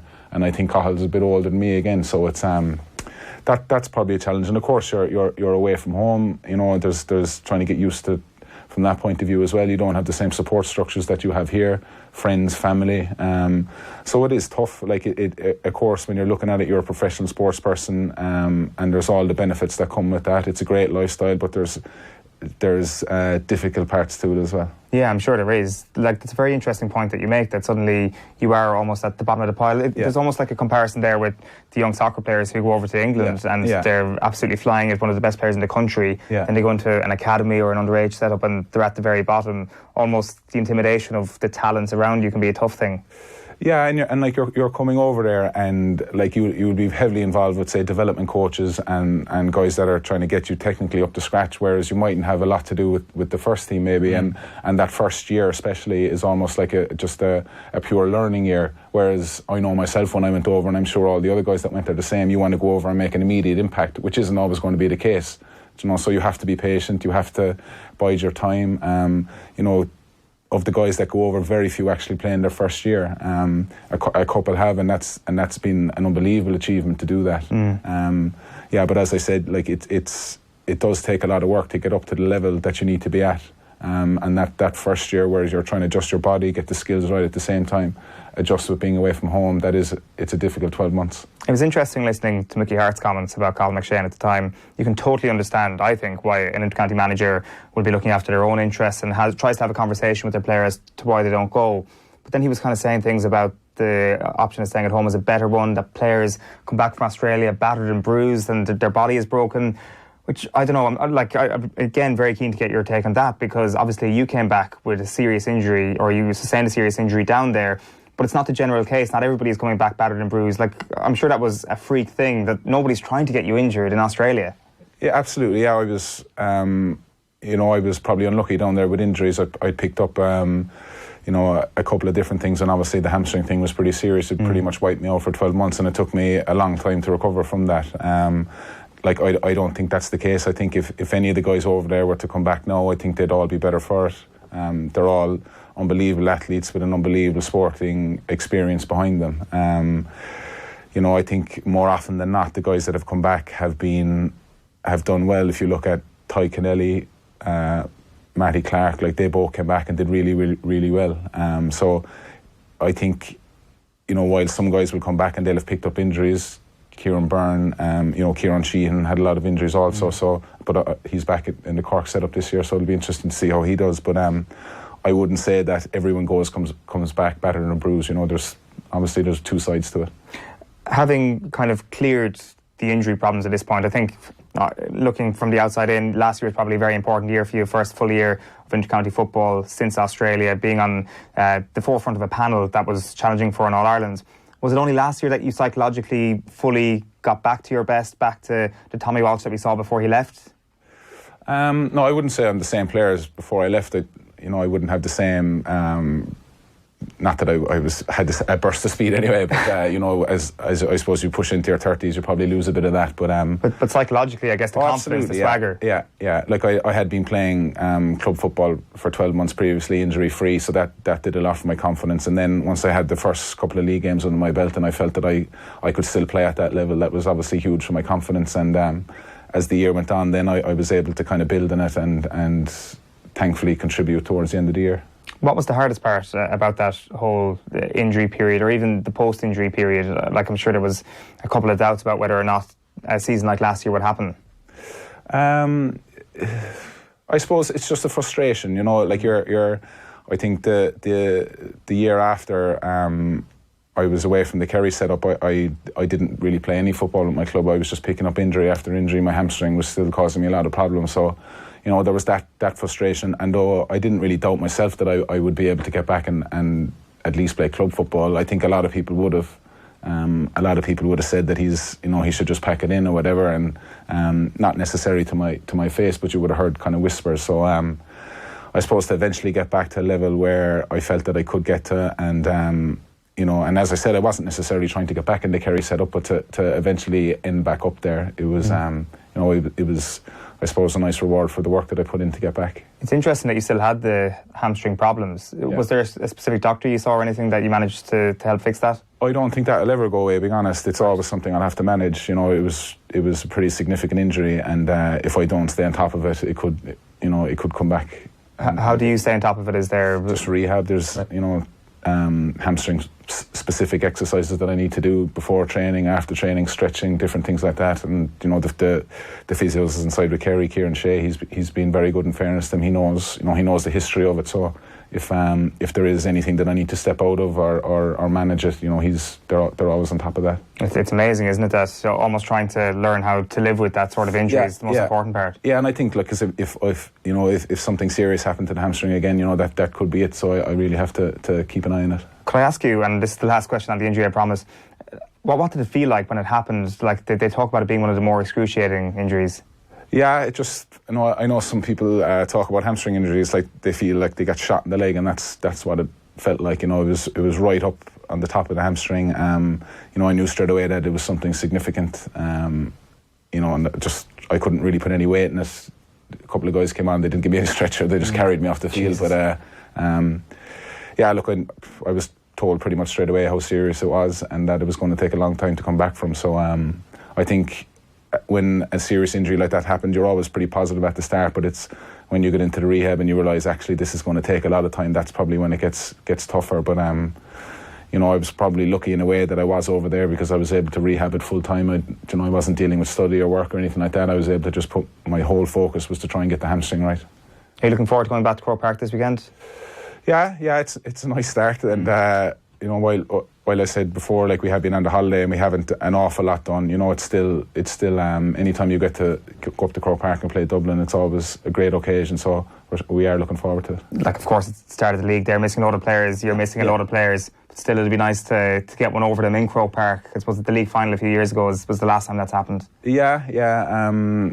It's, as I said, look, all that matters really in the season is what happens in the summer, but all these games are building blocks towards that, so it's it'll be a good test for fellas again to see where they're at. You know, there'll probably be a couple of new faces again, so just to see if those guys can, you know, push their way into the squad. So it's you know, while it obviously isn't as significant as last September, it's still an important game for us. How close do you feel to the Dubs? Yeah, sure. What do we lose the replay away? Yeah. No, look, they're a serious team, in fairness. You know, and it's, I think, you know, we have to improve on a lot of things if we're going to match them. We feel that we can. We feel that on any given day that we have the players and the, you know, the strength and conditioning and all that behind us to match them, but it's you need to put that all together, and we'll be working on that over the next couple of months. And obviously, look, there's other teams there as well. It isn't all just about beating Dublin. You know, Mayo are going to come back. Tyrone weren't too far away this year. You know, so there are a lot of teams that are kind of on that next level that are trying to catch Dublin, and we're no different. Yeah, well, hopefully anyway, there will be a couple of teams joining yourselves in the chase for Sam this year, and hopefully it'll be another great season. Tommy, great to chat to you. Thanks a million for popping in the studio. Very best of luck this weekend. Just to mention again that the Lidl sponsored Comórtas Pella Páidí O'Shea, which is supported by Mcilroy Sports, EJ Menswear, the Kerry County Council Tourism Unit and Lee Strand Milk, takes place from the 21st to the 23rd of February. This is Virtual Insanity and Off the Ball. PGA Tour tips with John Duggan. Every Thursday, we're given 1,000 of virtual money at the start of the year. Let's see how we go. I really do believe we can tip winners. Last week at the American Express, the winner, Andrew Landry, was 200 to 1. 200 to 1. That's all you need. One or two good winners a year. Luckily, we haven't had one. Luckily, unluckily, probably, look, it wasn't great form. We didn't have a great 2 weeks to start off the year, okay? But there's always hope for the next week. So the big guns are coming to town. The Farmers Insurance Open in California starts on Thursday. Place your bets by mid-afternoon. Who we got involved? Tiger Woods, Rory McIlroy, John Ram. So Tiger Woods has won 8 times at the Farmers Insurance Open. I just think that at 44 years of age, he's not going to win as prolifically as he has been doing. And I think Tiger Woods, I kind of want to just sit him out this week, Tiger Woods. I think it'll be all about the Masters for him again this year. The same applies to Rory McIlroy. Hasn't played since November. A skinny price for me, Rory, although, of course, capable of winning this week. First time out, was 5th in this last year. John Ram has just got married. Once again, a former course winner here at Torrey Pines. They played 2 courses, the North Course and the South Course. So what I'm going to do, I tip a mid-priced, long-priced golfers this week. Each way, 5th of the odds, the first 8 places. 8 places are really good value with Paddy Power, with Betfair, with Sky Bet, and with Ball Sports. 3 golfers this week, and who are we going to pick? Here we go. Okay. So the first one, Tony Finau. 25 to 1 for 4 each way. Tony Finau. This guy never wins on tour. He's only won once, 2016 Puerto Rico Open, but he's a prolific contender. So last week he was 14th at the American Express. He has been 13th, 6th and 4th at the Farmers. Hits the ball, long, physical guy. Really suits his game, this course. Okay, Tony Finau. So Tony Finau is going to be a winner again soon. And I think for 25 each one, for 25 to 1, for 4 each way, Tony Finau is definitely worth a shot this week at the Farmers Insurance Open. Playing well, good course form. These are the 2 metrics you generally use in golf tipping. So Tony Finau, our headline bet this week. Second up, Hideki Matsuyama, 3 each way, 18 to 1. Hideki, 3rd last year at the Farmers at Torrey Pines. And then he was also 12th the year before, 12th in Hawaii. So coming into it in form again. Recent form, course form, the equation suits the Japanese player Hideki Matsuyama. And I think that a win is around the corner for him. He hasn't won since 2017, but he knows how to win big tournaments. And he hits the ball so well and so long. Tee to green, he's great. Hideki Matsuyama. Finally, Keegan Bradley, 2011 PGA Tour champion. on the PGA Tour? Well, it was the PGA Tour, but it was the PGA Championship in Atlanta. That's a lot of kind of quick words. Okay, but Keegan Bradley, right? 80-1 for 3 each way. 80-1 Keegan Bradley. Why? 4th and 17, 5th and 18 at Torrey Pines. Loves the course. Really pumped up about playing well this year on the PGA Tour. Hits the ball high. 12th in Hawaii. 80-1 for major champion is overpriced. Let's recap, just in case I'm speaking too fast. The overall pot, 950. Don't worry, I really believe in myself. If Andrew Landry can win a 200-1, I can give you a 200-1 winner this year. Won't be 200-1 this week, though, because the 3 bets are Tony Finau, 4 each way, 25-1. Hideki Matsuyama, 3 each way, 18-1. Keegan Bradley, 3 each way, 80-1. Go each way, place your bets by tomorrow. Please gamble responsibly. Never bet more than you can afford. We're back next Thursday with Virtual Insanity. OTB AM. This is OTB Sports Radio. OTB Sports Radio. We've got a panel who know a thing or two about being trailblazers. All right, sport was already kind of impeded upon. Sinead Kassan. There's an innate interest in it anyway. Dermot Lang, it didn't blow me away with him. Jason Sherlock and Kieran Donaghy with us. Basketball would have been my main game. Retro panel for you now. This is OTB Sports Radio. The Retro Panel. Wednesdays and Thursdays from 4.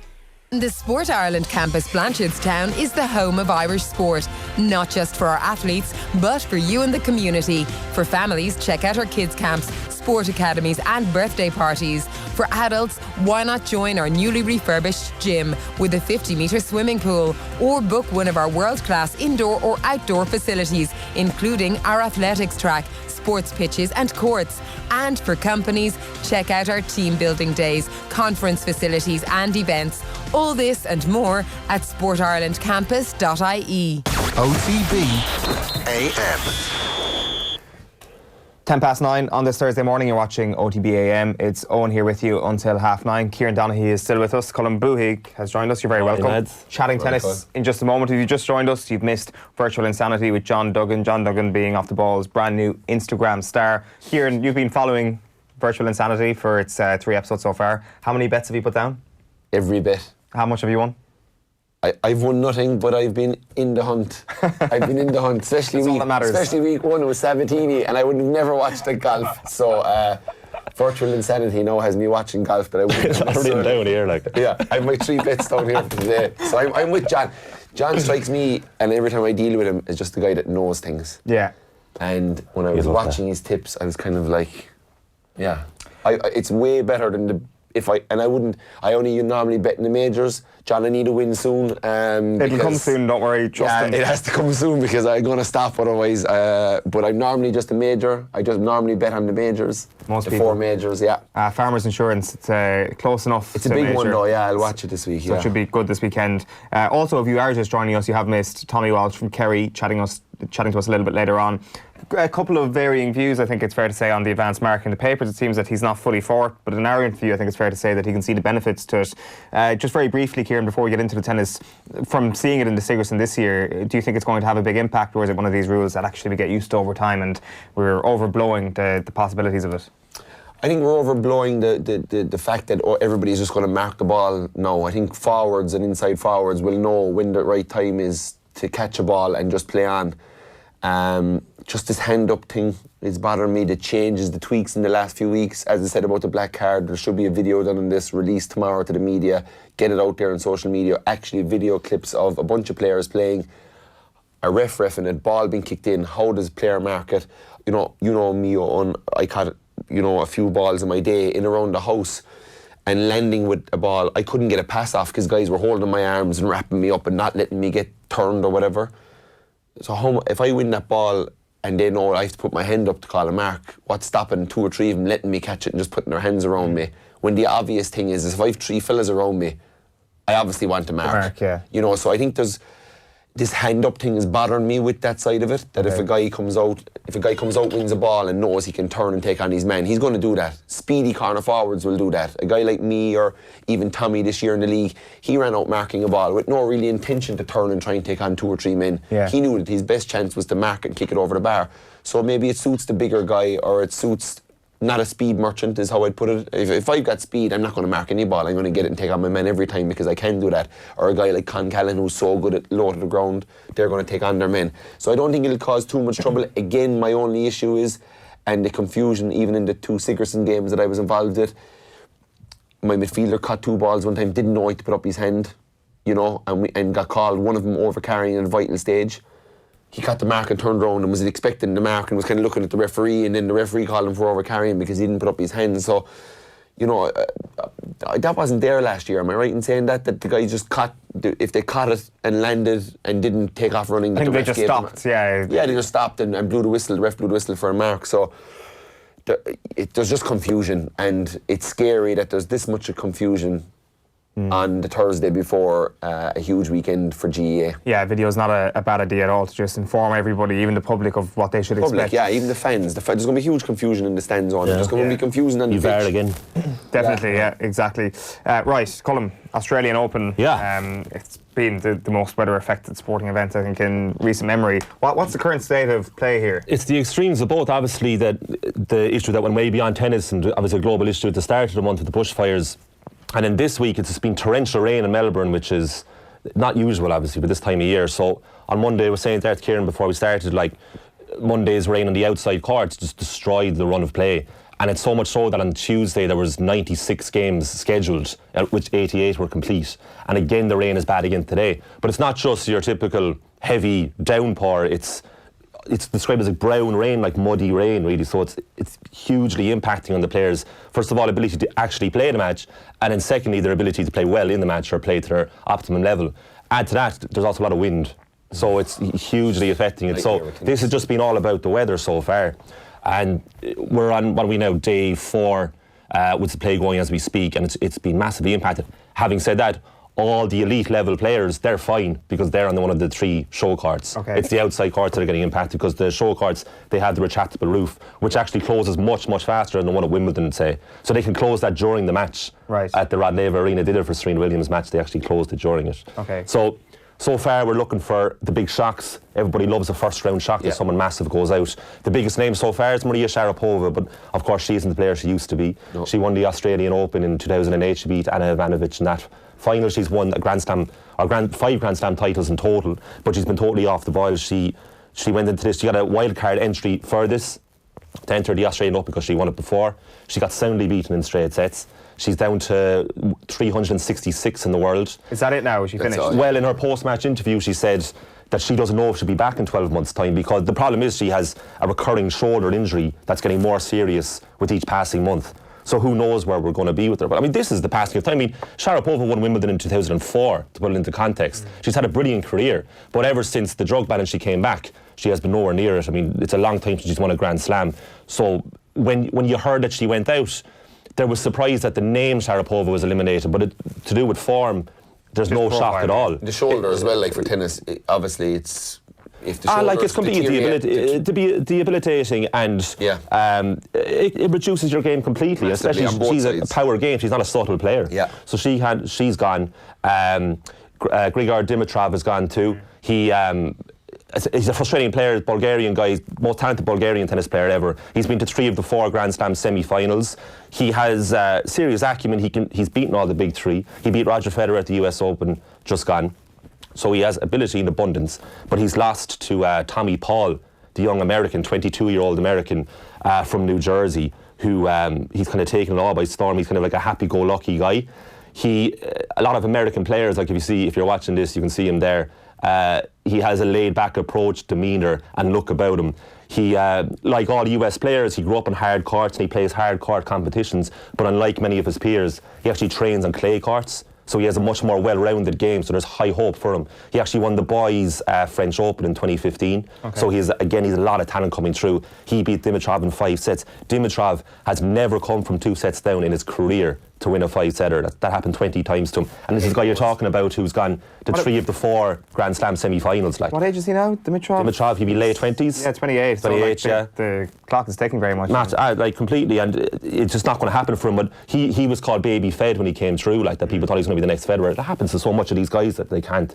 They just can't touch these big 3. Mustn't be great. He mustn't have a great head though. If he's never been able to dig deep and come back from 2-0 down. If you say he's as talented as he is. All these top 20 players, they have roughly the same levels of talent. But it's mental game. It's like golf. The same thing as golf. Same thing as most sports. It's the mental capacity of it all. So Dimitrov is gone. Then you have Joe Wilfried Tsonga, who was a finalist in 2008. That was the first time Djokovic won of his 7 against Tsonga that time. Again, very like the image of extremely talented player, but he's getting on a bit now. He's 34, Tsonga. Again, it's a name that you see when he goes out in the first round. You're thinking, that's a huge name to go out, but not a major surprise considering his form of late, but that's another name that's gone out early. Then you have Matteo Berrettini, who's seeded 8. He got to the semi-final of the US Open, just gone. He was in the ATP finals in London at the end of the year.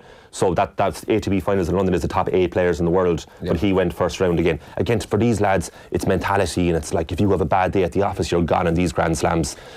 What's happening between Nick Kyrgios and Alexander Zverev? It's brilliant. I mean, this is what I like tennis for. Like, it's this beef. It's this petty beef. So Zverev going into the tournament, there's a lot of hype about Kyrgios. So Nick Kyrgios basically is hated in Australia, by and large hated by the people in Australia. Now he's no more hated there than he is in the rest of the world. I would say so. They're annoyed because if you have the axis of, say, Leighton Hewitt, who's a hero there, and he was a workhorse, and he gave it his all on the court constantly. And then you go down to the other end of the spectrum where you have like you just have a guy who just when he wants to, he shows up, and Aussies just hate that. And I'm speaking to Australian people themselves, they've been telling me that they have no time for him. But this month he's kind of endeared himself to the Australian people a bit more because of his approach to the relief fund. Yeah, so he's donating money. So when he went out in his first round match, Kyrgios, he got a huge ovation in the Melbourne Arena by the Aussie crowd, and he was taken aback by that because he's used to being disliked by the Aussies. So anyway, going into the tournament, he was backed heavily by the tennis world, by tennis fandom, saying that this guy is extremely talented and has a chance to win it. But Alexander Zverev said, like, no, he's not that good. This is a public comment. Saying he's not that good. There's a lot of players around that are better than Kyrgios. And Kyrgios kept stump, and he left it go on, and that was fine. And in Zverev's first round match, he tried a tweener, which is a shot between the legs when you're running back to the back of the court. And he tried to do kind of a rescue shot through your legs. It's quite fancy. And he missed the ball completely. So Kyrgios tweeted saying, if you're going to have a go at people, make sure you get your tweeners right. But he spelled tweeners tweeter, so he had to delete the tweet. So that's why this is beautifully petty. It's amazing. It's not the only beef he's had this week.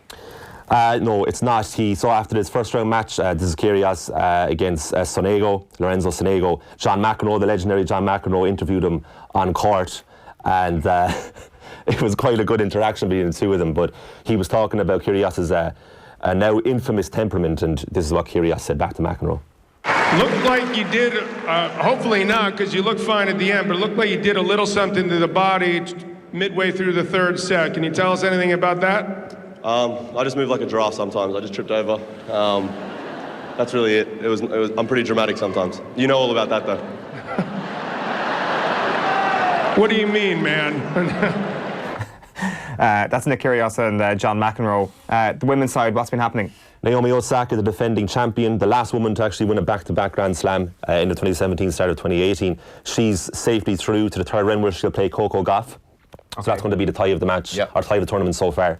So in her post-match on-court interview, Osaka, the interviewer made a big faux pas by telling her that if she wins the tournament, something very good is going to happen to her, but in fact it's not, and this is what happened. Looming this year, if you get through, there's the potential of being world number one. There's the Olympics coming in Tokyo as well. There's a lot looming for you this year. Wait, get through where to be number one? All the way through to the final, if you defend your title. Oh, really? No, I'm sorry, because I thought Ash was like 2,000 points ahead of me, and I have to defend this. I'm like, yo, I'm going to drop out of the top 10 for real. Okay, that's good news for me, I guess. Well, it is good news, and you've started in good style. Well done through to the third round. Oh, thanks. And also, just thank you guys for coming out, and I hope you guys like the tennis that's coming after my match, because it wasn't that pretty this time. And also, I know there's a person in the 9th row named Marcus, who I stalk your Twitter, and I see your tweets, so shout out, thanks for coming, see you. Who is Marcus? Marcus is this super fan who literally all his Twitter page is just to do with Naomi Osaka. So anything to do at all with Osaka, like it's the cover photo on his Twitter as well. And he just retweets Osaka content and just tweets about Osaka. So I thought it was like a celebrity that Osaka liked. But it turns out that this guy's a stalker. Right, okay. And Osaka's acknowledging her stalker and thanking him for stalking. Well, I guess that's a very... She actually said that she stalks him as well. Like, I thought it was the other way around. Good stuff, Colm. Now, very quickly, who's going to win the women's side of things? Serena's going to win, and she's going to equal Margaret Court's 24th Grand Slam record. Put me with John's tips here. Hold on a minute. Who would you say? Virtual insanity. Serena Williams. I'm not sure if she's an underdog. Not sure if you heard of her. Home favourite Ash Barty was world number 1. You never know. Yeah, you never know. Quickly before we wrap up, that's the 4 of our 5 stories. We've got 60 seconds, Kieran. Zion Williamson made his debut last night for the New Orleans Pelicans. Had obviously a terrible run with injuries. NBA debut, 17 points in the last quarter. 1 minute. Tell us about Zion. I'm glad for him. Very frustrating as a rookie. I can imagine any guy in his career 5 or 6 years in that misses the first bit of the regular season. It's always frustrating as a player to miss, but I wouldn't say too much. But when you're a rookie and you're number 1 and all the hype's about you and you can't play and you can't show people, and I think Ja Morant has put a real strong hand on the rookie of the year. He was a 2-pick. Yeah, he's put a real strong grip on the rookie of the year, and I think Zion now has come in the second half of the season with the Pelicans, who are going well. Brandon Ingram is playing unbelievable stuff. They have Lonzo Ball. They have a nice young squad, and I picked them to be really exciting to watch this year, and they're going to be. And I think if this guy comes in and fits in and slots in nicely, they can make a real push and be a really exciting team to watch. But we talked about him earlier on, like he's just an amazing athlete and an amazing thing, and that's the only worry I would have about him is his size. And I wonder, will the NBA or will the Pelicans, if he does pick up another injury, will they say, okay, Zion, look, we love the size you are, but we're going to have to slim you down. We're going to have to do something to slim you down and take it, because he jumps so high and he's so reckless with the way he puts his body through the air.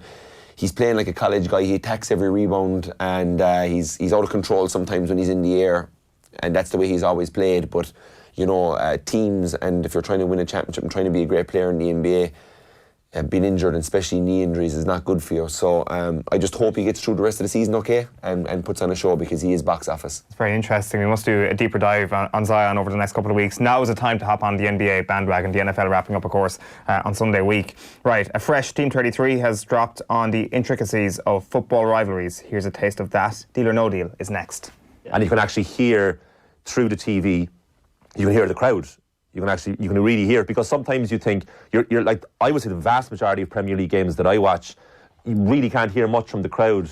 That's not a generalisation, because actually when you're at these matches, you're like, there's actually a lot more said than you would think watching TV. Like a lot more, it's like the bitty comments and like how fans rate certain players that you were never going to hear through TV. But with that game, that's a testament for me about the quality, or that's the litmus test for a good rivalry or a good derby, is that you can hear it through your TV. And your volume could be at a moderate level and you can still hear.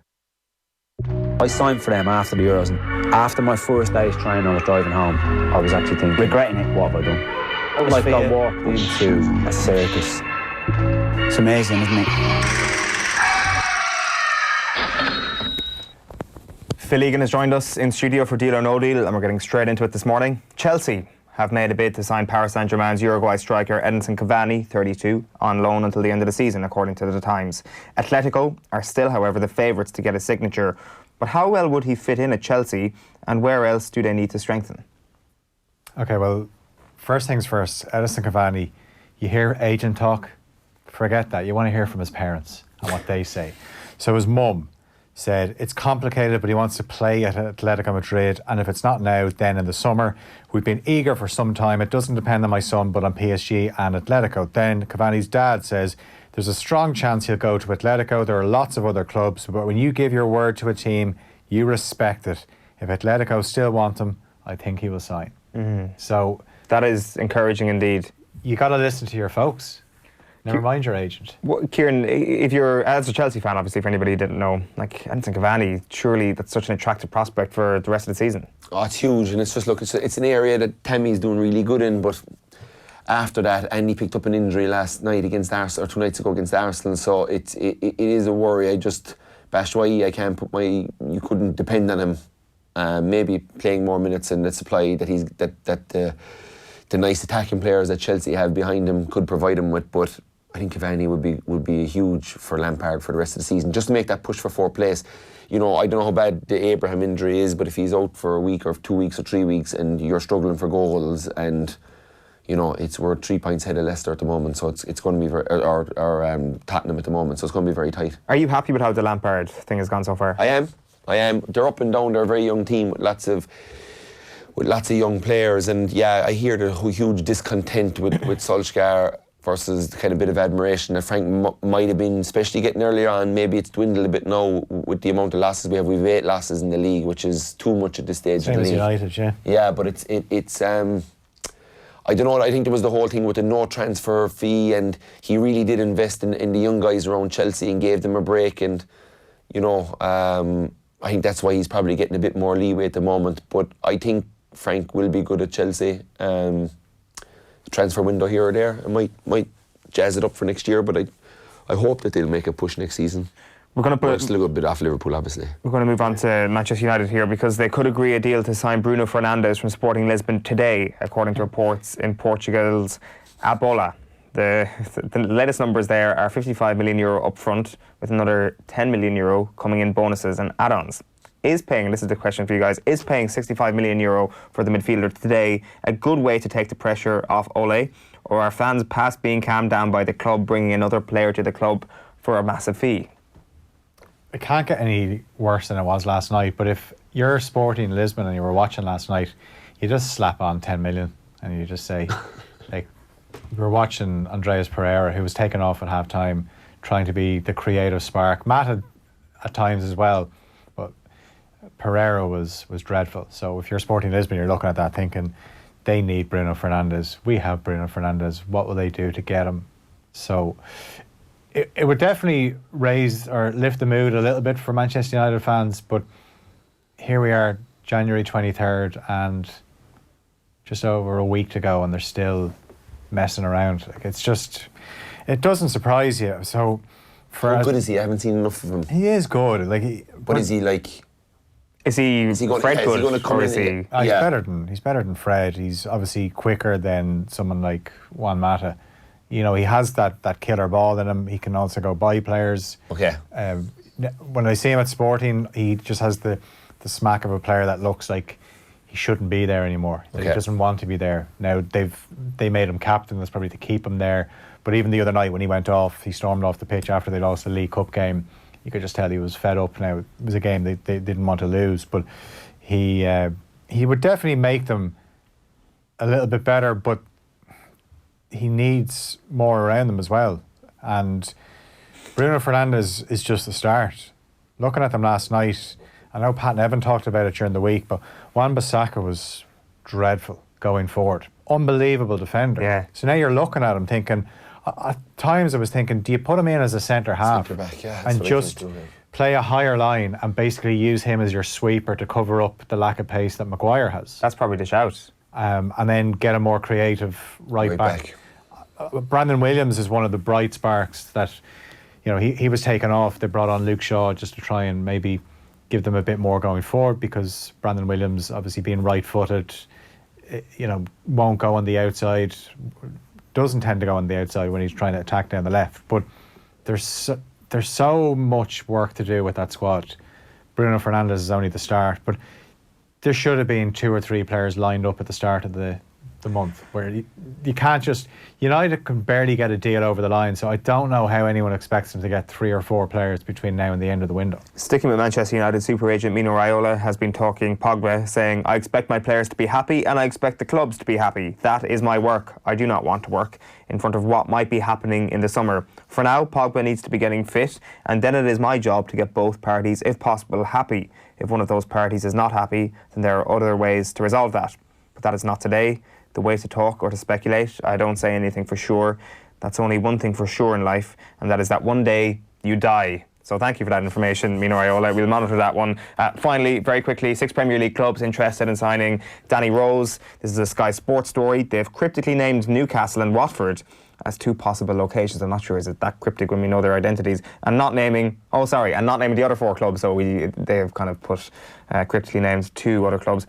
How good is Rose? Where should he go? That's all I want to know. What club should Danny Rose play for? I think he'd probably end up at a club like Watford. He was meant to go there, and 4 years ago he was one of the best full-backs in the Premier League, but not there anymore. And you look at the top teams in the league, would he get into their teams?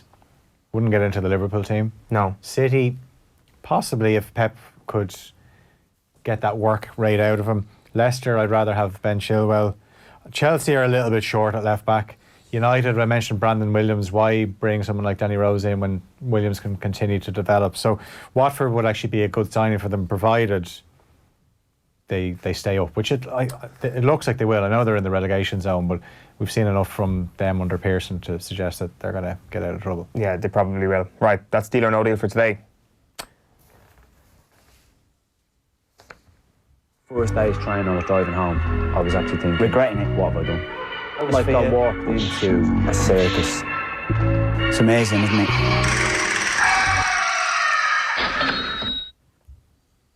That is basically it for OTB AM today. Tomorrow morning it is preview for all the good weekend stuff, including Dublin against Kerry on Saturday night, which allows us to bring you our brand new shiny slot on OTB AM, where we review old games. A couple of us are going to hop into studio tomorrow morning and chat about one of our favourite Kerry against Dublin games. Not one of my favourites, but I'd admit it's one of the best. It is Kerry against Dublin, the 2013 All-Ireland semi-final, possibly the game of the last 10 years. We can't possibly let you go, Kieran, this morning without asking you about that before we record the podcast. Like, it's actually interesting. Your name is mentioned at half-time in studio by the lads, the Three Stooges in studio about when did they bring Donaghy in. What was there a talk before that about what situation you'd be brought in? No, I was like for a lot of it, watching it. And you weren't sure? No, just watching it in the stands. It was so good. Like, you turned into a fan. You really felt like we had the upper hand at stages, and then Dublin had just quickly snatched that out of your thought process. But yeah, look, a remarkable game that came down to literally inches at the end. That last kick out when the game was on the line. Even Declan had a shot. I think that I slipped him and he hit the post with it later on. That was the moment. It's Macaulay's flick. Yeah, that's after that. If Declan puts it over, we're a point up, and all of a sudden, there's less pressure on maybe Mark to go for that ball, or maybe he holds back and reads the breakers. But it was a level game in the 70th minute, and felt like it was a ball to do or die for, and everybody went for it. And Macaulay got the basketball long hand touch out in front to set up the winner. How many people were marking you when you came on? It looked like there was 6 people around you at one stage. It was like, that's the awful situation for a guy like me or Tommy Walsh or any big midfielder that has been thrown into full forward at the end of the game. No matter whether it's intermediate or C team, junior C's that I played when I was younger, or at the very highest level, it's a rotten place to be, and you get it 1 out of 20.